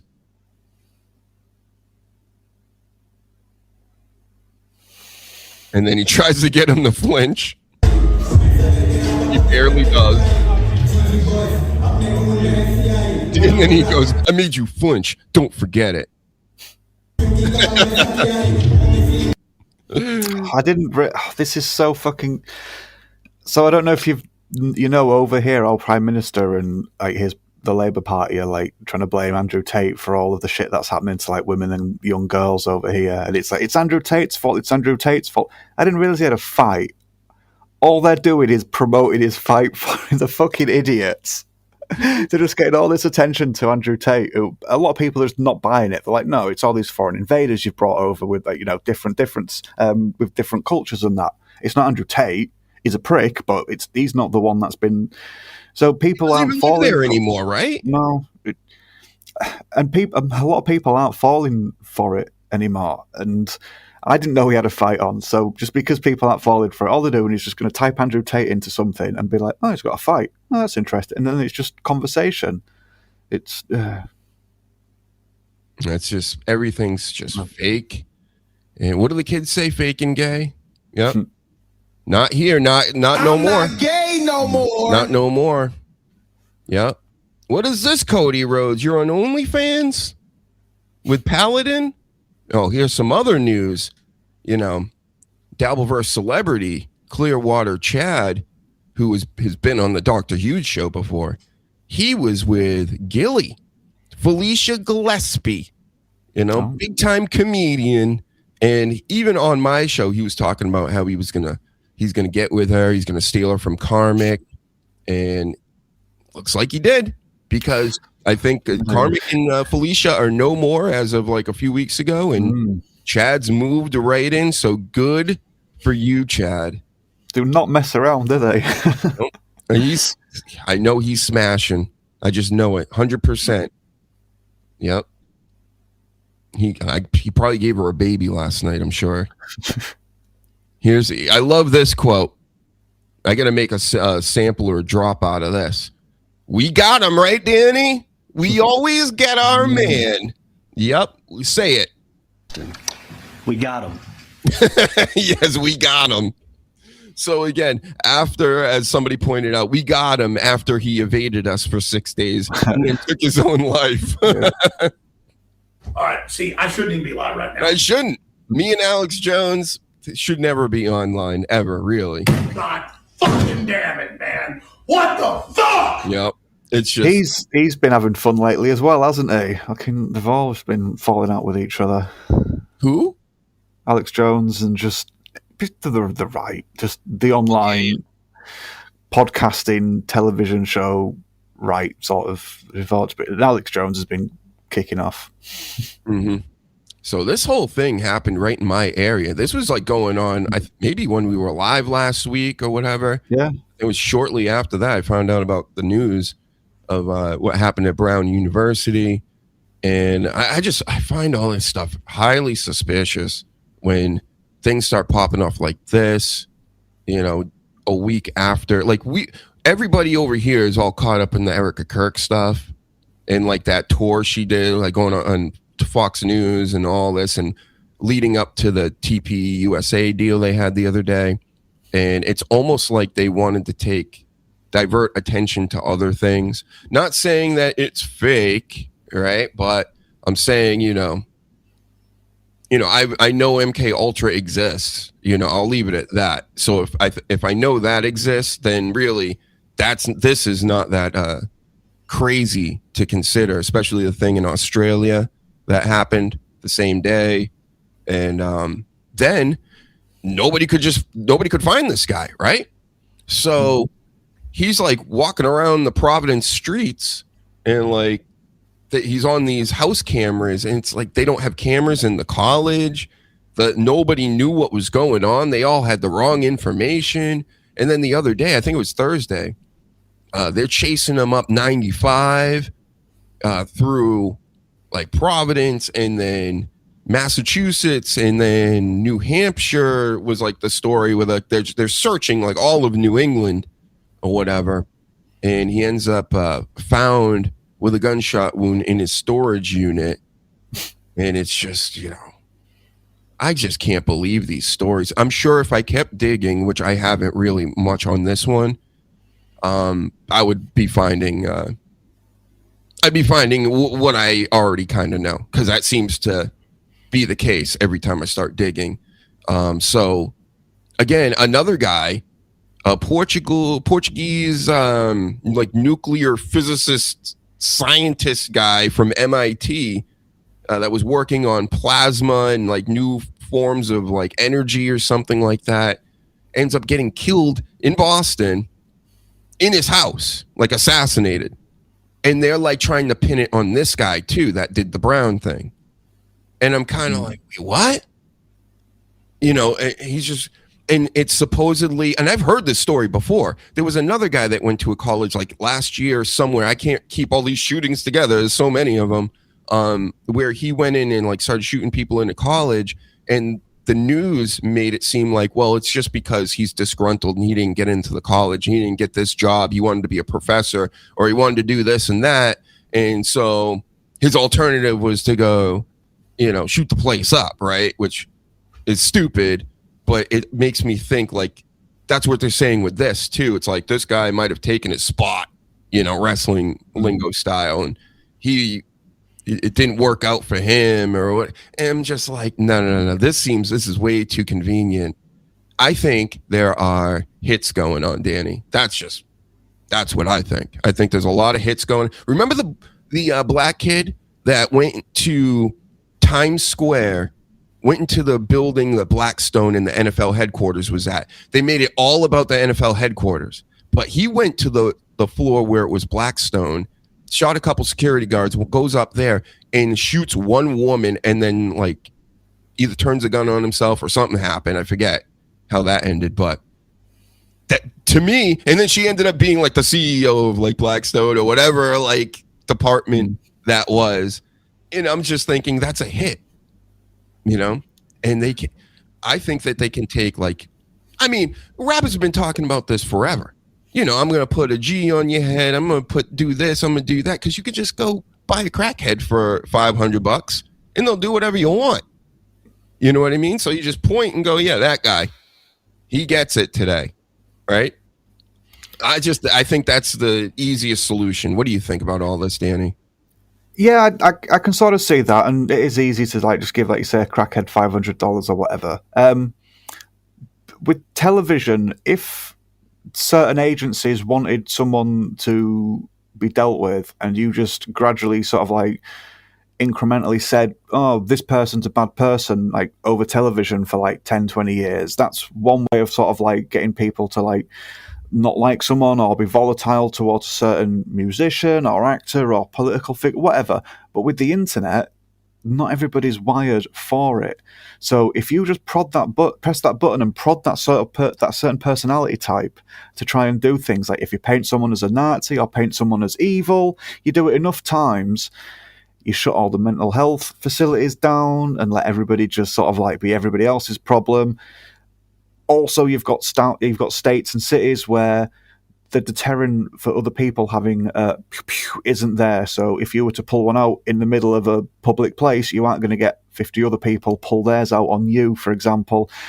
I think all these things do work together to sort of like make like a higher chance of like this coincidence of sort of like things happening. I'm not saying there aren't people pushing buttons for more immediate results, but I think if you leave these ingredients there in the state that they're in, and just leave it for long enough people will just snap and start taking matters into their own hands, whether it's just random people at school or a celebrity on stage at a school.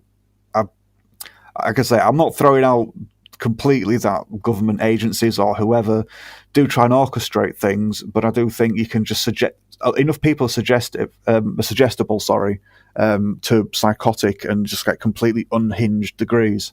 And I think we're seeing a lot more of that lately. The internet does not work with everybody's brain. And it's TikTok everybody's brain too. So people don't want 3-minute songs, Danny. They're telling me stop making songs. Like the people in the business that are tracking all this and know what's best for everything. They say what you need to do is you make a hook. Just make a hook, throw it on TikTok sometimes. If it catches on, finish it into something that you can probably sell. But it doesn't really need to be more than a minute. Like what? A minute? So imagine, again, I think, what's that movie with Sylvester Stallone? Demolition Man. They hit it out of the park. They pretty much nailed a lot of different things. And they're nailing things I think are coming in the future, like how it's just going to be commercial ads. Like that's going to be the top music in the business, will be like jingles. And who knows, maybe they'll go retro and that will be a thing that's hot for a second, like the Oscar Mayer. We're already at that point. The average pop song's like 3.5 minutes, and you compare that to like Beethoven, Mozart. They're jingles in comparison to like full symphony just a movement before would be like 10-15 minutes, not 3.5 minutes. And then you've got the whole thing with, you can't have dead air, and dead air is considered just like instrumental music. It's like, well, it's still music. It's like, but it's got no lyrics, so it's as good as dead air, because you could be saying something and selling something with words, Right. and that's what we want. We're in the business of jingles, so that is where we're at the minute. But it's going to get worse. Well, like you say, it has got worse. They just want the hook, and that's all the effort they really want you to put in, because that's all you need to be able to stick it to something and then sell more of something. Yep, the kids catch on to that 15 seconds or whatever, and they're like, ooh, I heard it 1,000 times. Where do I find this now? And it's like, oh, that's not how it's supposed to work, guys. Remember back in our day, they would actually make albums, and then they have skits in between. And like even some albums or tapes, they would be A and B sides, and they'd be completely different, and they'd be for like a specific storytelling, what they're doing, or like there was so much more thought put into music before. Now they're just like, spit out 20 seconds, let's go, and that's it. It doesn't matter. That's individual, and we're gonna wrap it up, put it together. Oh, we might put them together sometimes, but you know, we sell songs individually too now, so just everything sucks now. Everything sucks, and it's the internet. It's the internet, and then it's the handheld internet, the phones. Yeah. And that's why there really is no more culture. That's why the last generation that's recognizable is the 2010s. Not the 2010s, the 2000s. The 2010s is when everything starts getting jumbled together. You know, there's a lot of niches and things like that, but, you know, there's no number one famous actor, actress. There's no rock stars. There's no like real. It's just everybody bitching about politics. That's what we've come to. And everything's political. They've got the women fighting with the men, and the blacks versus the whites, and the this versus the that. And it's just very obnoxious what's going on out here. That's why I stick to Arc Raiders, everybody. Mm-hmm. You missed the skits? Remember the Kenneth Kniff skits on Eminem? Oh, yeah. Kenneth Kniff from Connecticut. Little bitch. Melt in your mouth, not in your hands, little bitch. Yep. I don't know what that was about, but yep, Eminem. You're a corporate guy now, too. I mean, he is the best. I can't say he's not. He's the best rapper there ever was. I'll give you that. So the first Bloodhound Gang album, that was pretty good for those little skits in between tracks. Oh yeah, I do. I can't remember them, but I do remember them. There was the Axl Rose one. There was the one where they're singing Different Strokes. There was, excuse me, have you seen my wife's placenta? And bits like that. And yeah, the homeless man giving advice. Yeah. Remember the comedy albums, like the Adam Sandler stuff? How good that was back in the day. Oh my God. Yep. There's no more of that. Yeah, no more. You know what we have now? We got this. Hold on, let's show you another video here. We got people doing this at concerts. This song goes on. No. Oh no. Here comes a Poison Rana, everybody. I know the AEW folks know what a Poison Rana is. Is she going to go backwards, or is he going to try and overcompensate for going backwards and end up drilling her head forwards? That's and do the tuck pin that they do. Rey Mysterio style. Let's see. Time, 6, yeah. Let's get ready.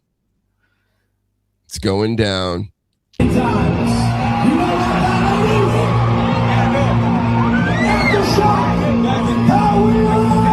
Poison Rana. So if you're listening, there's this guy that has, oh God, she's got to be 250, maybe more. On he's a shoulders. Unit. He is a unit, but she is bigger than him. Yeah. So he's a big guy. She's bigger. He's got her on the shoulders at a concert, and then she falls backwards and just gives him the nastiest Poison Rana right on top of his head. Of course, her back's hurting. That's how they're left at the end of the video. But here we go again. They're teetering here. Why would you even think to do this? They must be drunk. That's why. And why would she agree to this? Doesn't she know she got that big ass? Why would he agree to it? Because he's like, I'm strong man, lady. Oh, whoa. Boom. Yeah, he held on too perfectly. Yeah. He didn't land as badly as you think. Actually, she landed on her head, and his back of his head just went between her legs, which was like nice and cushioned. And then he just slowly did like a backward roll over her. Oh my god! He acted like a big cushion for him. Yeah. Look, he ended up on his knees, like ta-da, and then realized she was upside down still. I was gonna see it one more time. These are the things I watch over and over. I thought she got stuck in the concrete. Oh, get well, lady. Don't ever listen. If you're even 150 pounds as a chick, maybe not get on somebody's shoulders just in case. Okay. Yep. There's the scientist we talked about. Was this Piers Morgan? Yeah. Oh, is it just me, or is this platform being overrun by horribly abusive trolls? So many friends of mine have had enough of it and stopped using X. I'll stay, but I hope Elon Musk does something about the tidal wave of vile filth. It's getting worse and worse. And then Basil the Great says Piers Morgan calling for censorship on X while presenting a show called Uncensored. You couldn't make it up. That's what you pointed out earlier as well. Yeah. And it to a lot of people, because he is a grey area, is Morgan. There are a lot of people that see him as the horribly abusive troll, and that's all they see him as.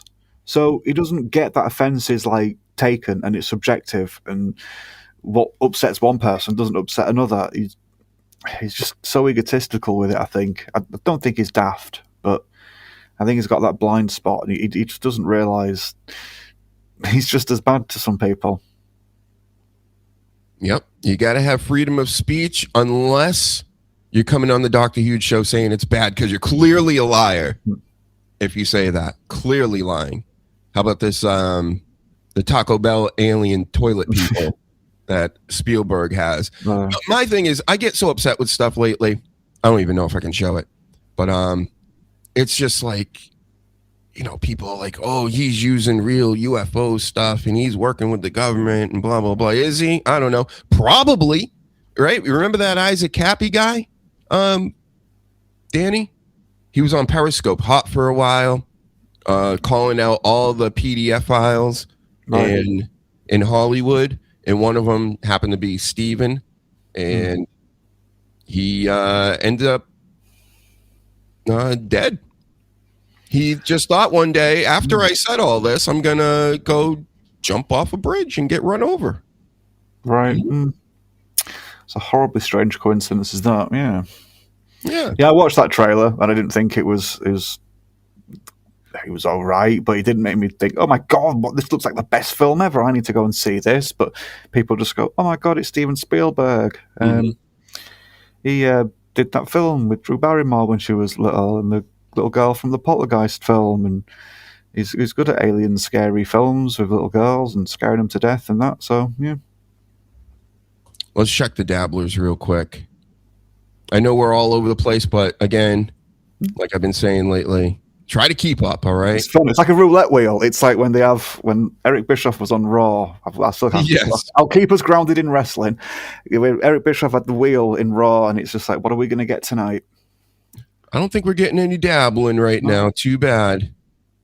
But, the head dabbler, Stuttering John, he's been putting on some bangers lately. Right, everybody? With he's got an Asian lawyer now that comes on through Vince the lawyer, who trolls him all the time. So he's now got a little Asian lady lawyer trolling him all the time as well.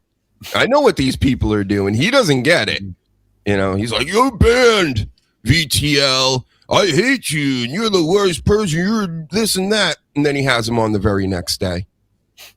And he's done that several times. He does that at least once or twice a week. It's kind of ridiculous.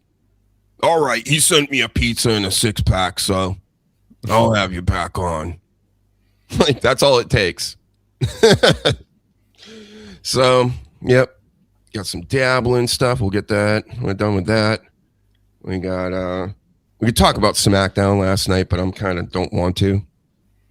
And just it's whatever. You know, Priest is back in the scene. He's fighting with Aleister Black again. He got put through a table. The best thing about last night, I think, in the highlights I saw, was Priest made this face again after he was black masked. So I think he's listening. I told him this is pro wrestling. This is the best. That's the face I make also when I tell scary stories at camp to all the little children. I put a light under my face like this and I tell them all the ghost stories. Great face. I love this. Almost as good as this one. See, Cena should have made the Priest face while I'm getting choked out. I would have been better with that. Like he's just like in shock that he's losing in his last match. But it's almost like he got into that match and he's like, I don't care. I want to lose right now. I'm done with this. And I'm like, that's not cool. That's not how we do wrestling around here, Jonathan H. Cena. So, yep, SmackDown. I mean, Cody Rhodes, Drew McIntyre feud, cares. All I know about this is he gave me another great promo to do this week because he's going, yeah, keep sucking air, Cody Rhodes. Thank you for the content. Nia and Lash in Christmas outfits. It was so weird looking when I first saw Nia in this highlight. I'm like, is that Nia? Who is that? And then she turned around. I'm like, oh my God, that's Nia Jax in a big Christmas outfit. Yeah, that's it. And MFTs versus Wyatt's at the end of the show, which interests me, but you know, a little too late. Let's get these things going. I know they're beefing. Everybody kind of wants to just see Rowan versus Tala because they're both like damn near 7 foot for both gangs. Everything else seems to be an afterthought, except for, you know, Solo and Uncle Howdy. But they just haven't really done anything with it. SmackDown is going to 3 hours soon. Again, I don't know why, but whatever. Rodriguez got a concussion this week on Raw, or it looks like she did. She landed right into the stairs. Big old knot on her head sticking out like a cartoon. Here's other news. MVP goofs on Triple H again. I mean, this is an every other week story. I'm just keeping up with it now because I keep seeing it pop up in the news. But he called him the nose and said the nose is dictatorial. Not compared to other people in the past, like Vince McMahon, I'm sure he's talking about. He's saying Triple H does things his way, which is something I also talked with Jess about Tuesday night, where I'm like, people are saying that Triple H is kind of running this in a Tony Khan type of way, where it's like, these are my toys and I want it to go like this and I want it to be like that. And I want to push these guys and girls. Do you think there's anything to that, Danny? Yes, but I think you kind of need a bit of that because Tony Khan is a bit lax and people will just be able to get things changed, I believe, if they go and pester him and give him the old sob story. Whereas Triple H will be more like Vince, where it's like, no, this is what I've got set in my mind and I know best. So I can see it happening. Whether or not he's better than Vince is up to everyone else to make their own decision on that. I don't think he's been as different from Vince as he reckoned he would. Remember that? Was it on the Stone Cold podcast? I think it was, where Triple H said the first thing he'd do if he got to take over the company was drop Raw from 3 to 2 hours, because 3 hours is like, who wants to? 3 hours is too much, and now he's putting SmackDown back up to 3 hours after it went to 3 hours, and after Raw went from 3 to 2 and then back to 3. So I think he's learning how difficult Vince's job was. And I'm not saying Vince was fucking perfect, because he wasn't. A lot of the time, Vince was just flogging dead horses, and we weren't wanting the shit that he was trying to sell us. And Vince would still just be like, no, pal, this is the shit. You will eat this shit, and you will tell me it's good shit. And he did that for a long time, so I'm definitely not defending Vince. But Triple H should know better. I think that's the difference. He got to stand back and watch Vince fail when Vince was failing or not hitting the mark as much. And I think Triple H should have learned a bit more than that. But maybe you just equate success now to how much money they're bringing in with TKO. Because if you look at it through that lens, then yeah, he's way more successful. Because he's just raking in all this fucking cash. So What do you think, Vince? I love black guys. Oh, you're not Vince. That's Dean Ambrose. What about you, Vince? It's such good shit. There he is. That's him, everybody. I know you know that voice. It's such good shit. Remember that it's such good shit era? It's a great era. Yep. But how about this Triple H, Alberto Del Rio? Where all the pussies live, right? Mm-hmm. In Stamford, right? A big nose with a small dick. Ah, the nose. That's right. The dictatorial nose. I would never call you that, Triple H. Never say that about you. I can't with this fucking thing, Jesus Christ. A big nose with a small dick. Wow, no, you coming for Danny now too, Alberto? How dare you? Where all the pussies live, right? Yeah, right. You remember that years ago? Him and Paige having a stroll down the street and she's trying to stop him from talking into the camera. I remember him getting rough with Lassett anyway. Yep. Yeah, not a very high opinion of that fellow, I'm afraid. Yep. I remember there were people in WWE this year that were like, we want Del Rio. He would be great with us. And then the AAA fans were all booing the champion they have now, who I can't even, Vikingo, right? I don't even know if he's the champion anymore, but they were booing that because they wanted Del Rio back. He's very exciting, this Del Rio. El Patron. How about this story? So there's a fan on eBay selling John Cena Air from the last match for $1,700, I think. Would you buy that, Danny? You want that piece of memorabilia? No, but if he's got some suckers to fucking give him however much money you just said, then fair play to him. Jesus. Authentic. It was like authentic air from Saturday Night Main Event, John Cena's last match. A big Ziploc bag. That's the air. He was breathing that air, kind of. Maybe. Yep. Under $2,000 sounds like a deal to me. I don't know. Yep. And then Julian Edelman from my New England Patriots. I've always heard through the grapevine, being local and whatnot, that this Julian Edelman helps us win Super Bowls, right? But he's also a douche. That's what I've heard. And he has a podcast, just like everybody does. And Seth Rollins was on it. Where are you, Seth Rollins? He was on there having a great old time until Julian Edelman or somebody on his show started saying how wrestling is fake and it's there's no real what's the word he put? There's no real conflict. No stakes, like big stakes for anything. And Rollins was highly offended, and he's just like, "What do you mean?" He's like, "There's the injuries and the body on the line, and we're making money for not only ourselves but everybody in the business and their kids and you know that whole wrestler thing when they start getting into how it's actually realer than you think."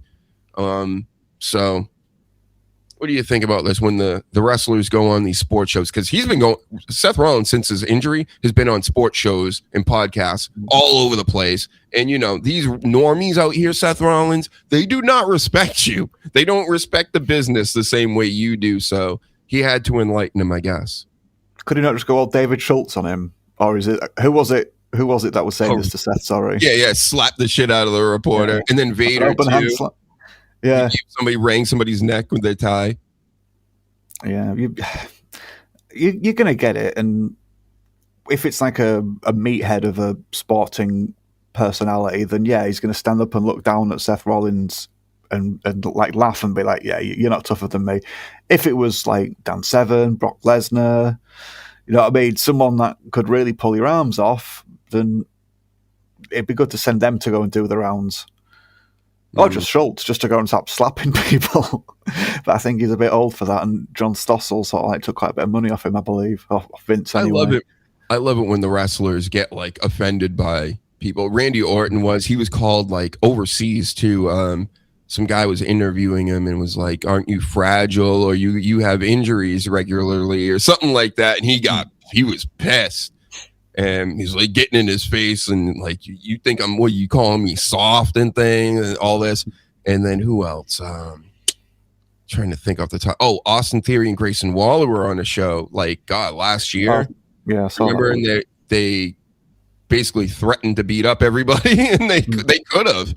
And it's good. I like that because good. It's like finally I start to see these guys and girls start to like defend the business a little bit because that's how it should be. But then what's the point now? Shouldn't you just play along going, yep, it's fucking stupid, right? Because it, they have the Unsomething show on Netflix, Unreal. It's like if you have that show and you're going into a second season of it now, but you're going to get mad at people for not taking you serious, you're showing them that you shouldn't take it serious. And I get it.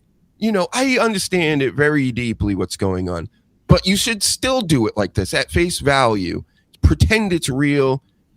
Go all the way with it because it is to you, right? Or is it not? I'm confused. You're confusing me. And it shouldn't be that confusing. Just stop exposing the business. That should have been the title of today's show. We all know there's phonies out there and they're everywhere, but stop exposing the business, everybody. In all companies, in all shit, all the wrestlers, all superstars, and God, TKO, man.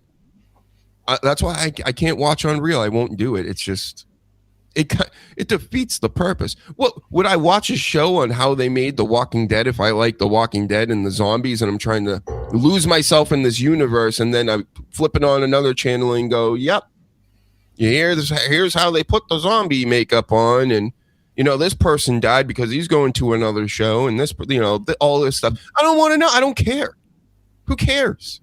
But Triple H has figured out that some people do care. Like I say, he just sits in his house and watches the lasses watching reality TV, gossipy stuff, which is what a lot of lasses will watch television for, and what a lot of them will watch.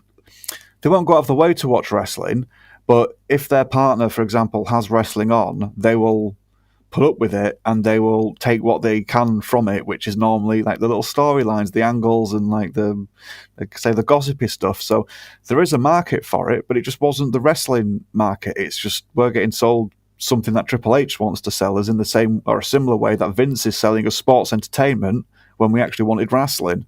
And we used to get wrestling, but then we got Vince's idea of wrestling from what he turned it into after buying everybody. And now Triple H is just selling it to that reality TV sort of thing where everything has us behind the scenes, sort of like documentary based on it. And then there's a behind the scenes documentary on the behind the scenes documentary. And it's just, where does the fucking fourth wall, where was it meant to be? Because we smashed through it ages ago. Yep. And everybody's getting shipped out here, right? That's what the kids say, shipped. Ship them. That's not a piss off, you little whippersnapper. That's a fucking thing. That's been a thing for ages. Oh, okay. I remember getting upset with people when I used to watch the X-Files when I was a kid because people were like, "We're the shippers. We're the Mulder and Scully shippers." It's like, just shut up and watch the fucking sci-fi, dickheads. Christ. And then I think my mom used to do that with Moonlighting in the 80s, right? It was like always trying to ship that Bruce Willis, and then it fucked me up when I saw him in Die Hard. When I grew up, I was like, wait, what? Aren't you the Moonlighting guy? Nobody knows what I'm talking about. This is ancient history, folks. Yep. But all the old people get it. Yep. I remember.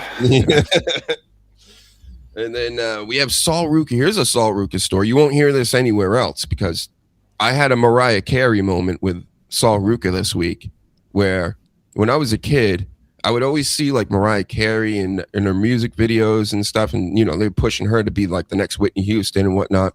And I was like, wow, she has a lot of, and I never thought about these things even as a kid. I was like, wait, she's got a lot of black guys in her videos. You know what I mean? Like it didn't make any sense to me. And then I learned one day, I'm like, wait, her dad's black or her mom or whatever. And I'm like, wait, what? Cause she didn't, cause I know I'm mixed, but I'm like, she is? So that was like the first time I learned that like there were many different shades, right? And you could come out any which way. Saul Ruka has a black dad. Right. And I went, you knew this already? No. I was just like, at first I was like, wait, what? Because she looks like a white girl to me all through and through. And then I went, well, she's like a freak athlete too. You know what I mean? I'm thinking to myself, well, that kind of makes sense in that way, because I was always like impressed. I'm like, I've never seen a white girl like be that like athletic in that way, where she's long and like muscular, and I'm like, everything just started clicking, and I went, oh, okay. Kiana James, you can kind of tell. You would think she's maybe Latin, has a Latin parent or a black parent or something like that, a little shades darker. But Sol Ruca just looked like a white girl to me. Her dad got full dreads, the whole deal. And I was like, what? Huh? I'm like, yeah, it's kind of crazy. So it can happen. I remember taking a biology class in high school and learning all about it, how you could literally have two white parents or two black parents and have a white baby or a black baby, because one of your ancestors was black or white or whatever, and it would, it causes problems, obviously, and then everybody has to check, and then sometimes they come back and go, this is your baby, dude. And you still be like, come on, no, check, just, yeah. But it happens like that. It's very, genetics are weird like that.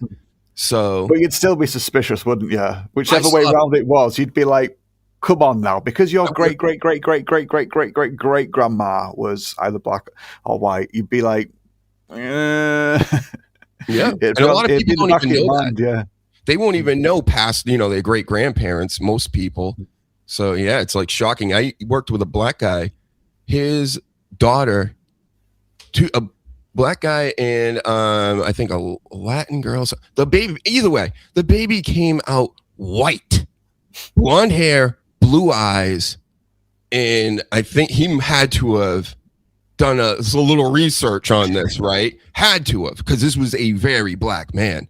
And then he was like, and then the next thing you know, this is when the advent of Facebook and things started happening, and he was on there with he's like, this is my daughter. Like, no, this is like my daughter. Like, she's not adopted or anything. And everybody's just like, what? Like, a blonde girl, like an Aryan baby with a black. It was just, so shout out to them. Shout out to Sol Ruca and everybody. I mean, my goodness, she's super hot. That's one of the hottest chicks I think I've ever seen in wrestling. Stacy Keibler, Sol Ruca. God, Kiana James is up there too. I think I like them all mixed up too. Mix up everybody, bro. I don't really care. Keep everybody the same, and then mix up a whole bunch of other people, and then we get all the different types. And I'm there for it. Yep. Thank you. I'll take them all. Black, Asian, Latino, anything, any shape or form, as long as they got boobs and butts and things and hips.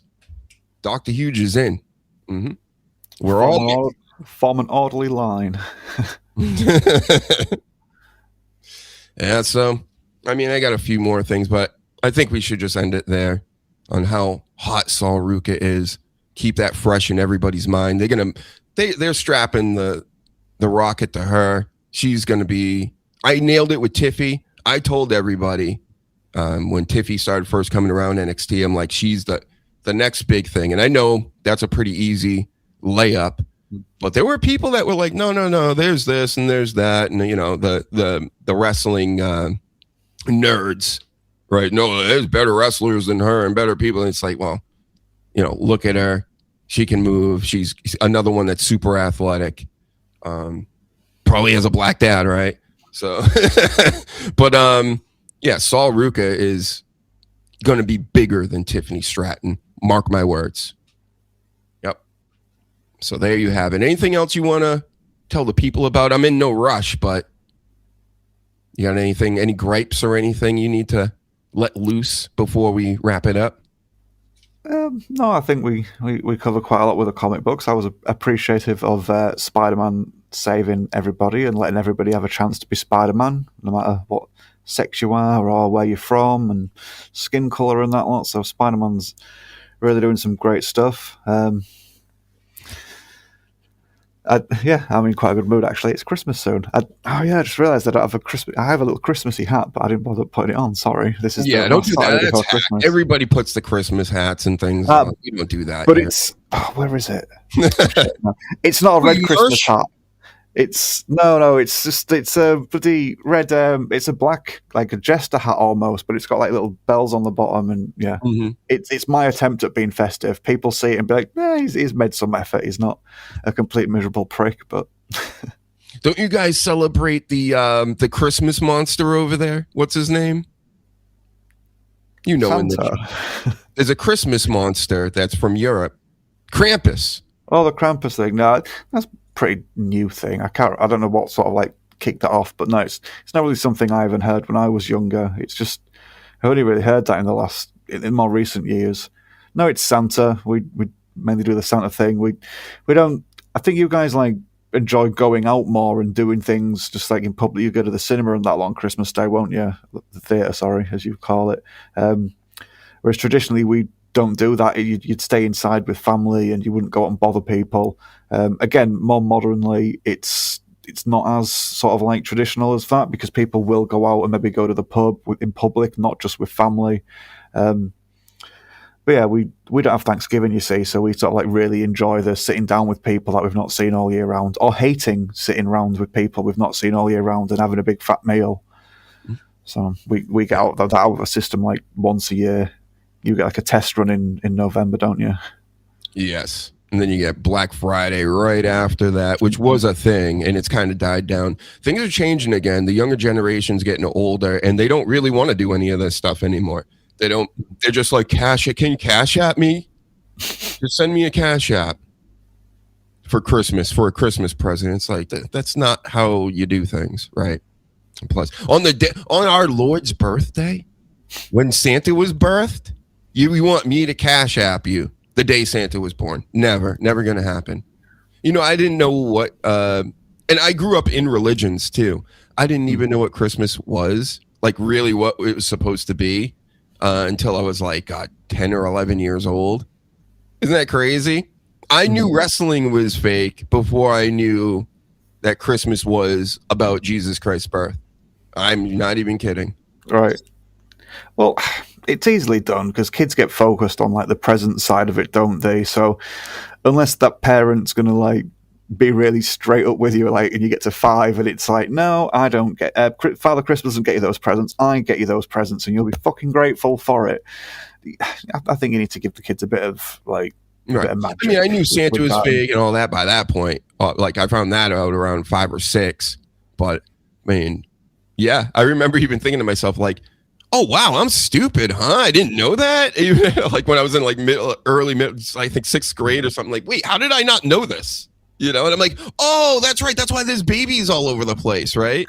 So this is the reality that they built this lie on top of. Right. The lie is Santa, and the reality is the religious story. I understand it now. Mm-hmm. And then this music started playing in my head, and I became a conspiracy theorist ever since then. I was like, what else are they lying about? Wrestling's not real, Santa's not real, and Christmas is all about Jesus? What? Yeah, blew my mind. So, yep, we did it again, Danny. At least I'm making money on these teeth I keep losing. Yeah, right. Yeah. Honest money. And that Easter bunny loves leaving baskets full of candy and junk food. Yep, love that too. We had plenty of make-believe entities in my life, Danny, as a kid. Yep, still do, I think. You know, I keep that goat's head in the closet there that my bodyguard found a few weeks ago. And he started asking questions. I'm like, let's for the Easter bunny. Don't worry about it. So anyway, yep, we did it all. We said it all. We gave our hottest takes on everything. Nikki Bella's running around here as well. One last thing. Nikki Bella's being called a hooer online by people because she was seen in the locker room at the Eagles game with Cooper DeJean. I call him Cooper DeJean, just like it says. And also been seen around with Grayson Waller. So I don't know. She likes that young meat. You know, she's an old lady, almost what? 50 years. Almost. So she's giving them the Sunny business, Danny. What do you think about that? I'm not surprised that she's clinging on in that sort of a way. Don't agree with it, obviously, but I can see why he would as well. He'd enjoy the rub, figuratively and literally. Get it? Yeah, it gets him talked about, and then I can't fucking stand her. She was hired at a time where people were like picking the women's wrestlers or the divas based on what they look like in like underwear catalogs. I'm pretty sure that is what Laurinaitis was scouting in and being like, "Yep, find this lass, and we'll teach her to do a couple of holds and throw a couple of punches, and we'll stick the Divas butterfly vagina belt on her." Mm-hmm. Well, I don't know, guys. Just think about it before you start really dating her hardcore. She does like to cook in kitchens, and she will put all the laundry in the same basket. What? And she probably doesn't even have drink coasters, right, John Cena? A lot of people violate rule number 40 of John Cena's house rules in the living room by forgetting to use drink coasters. Yep. He brought that up because she always forgets that. So just saying, you sure the boobs are nice and the nice waist and all this? That's all good and stuff. But drink coasters. Think about your furniture. Yep. Anyway, thank you for I'm not even sure the boobs would be that nice, to be fair, if they've been purchased. She's getting bigger ones. Have you heard that story? No. Because she had a problem with one of her tetas. Piper Niven or somebody landed on her and, jacked up one of her titties. That'll do it. And she's like, I'm going to get them bigger now. Usually after an incident, you get them smaller. So, I don't know. I approve it, though. If you're going to get big fake boobs, get bigger the better. Mm-hmm. And Heel Easy says, and might catch a domestic case with her. Let's not forget that one. That's right. Not John Cena. He was way too muscular. He would have given her an AA right through the coffee table, if she didn't keep up with the coaster business. Yep. Maybe an STFU after it, right on the broken wood. And then she was like, yeah, I can't be fighting with John Cena. She's like this other guy that does like yoga or whatever. She probably is just here. Before we end up, just to give you a little Nikki Bella, since it's reminding me of this too. It's got to be here. Hold on. This is a funny little video, a little bit of dabbling. I might have shown it before, but we're going to show it again. Here it is, Elisa Jordana. Briefly on the Howard Stern show. They call her a writer and shit on the Howard Stern show. She wasn't. She was dating the writer on the Howard Stern show. That's how that worked. Okay. She is not the writer. And she was in the car with this guy who was like basically, her little sugar daddy. And let's see what unfolds. Hi, Sarah. How are you? How are you, Sarah? Hi. Nudes and, different sentences that he... Sarah, I'm sorry about this. Don't talk. Don't fucking talk. Idiot. Yes, Sarah, we're really sorry about this. I'm sending him your way today. That was square, and she slapped him on the face. Like, that was harsh. And watch when he comes back in the frame, how pink his face is. So, don't worry. He's coming. Don't worry, he's coming home. Elisa. She just almost broke my nose. She's gonna get nervous. No, you're fine. You're fine. Fuck you, cunt. Next time you fucking touch me, I'll fucking dick you. You understand? No, you won't. You understand, cunt? Hey, no, Sarah, hang up. These idiots. She posted your fucking number in her cancer Discord, and I would just be polite.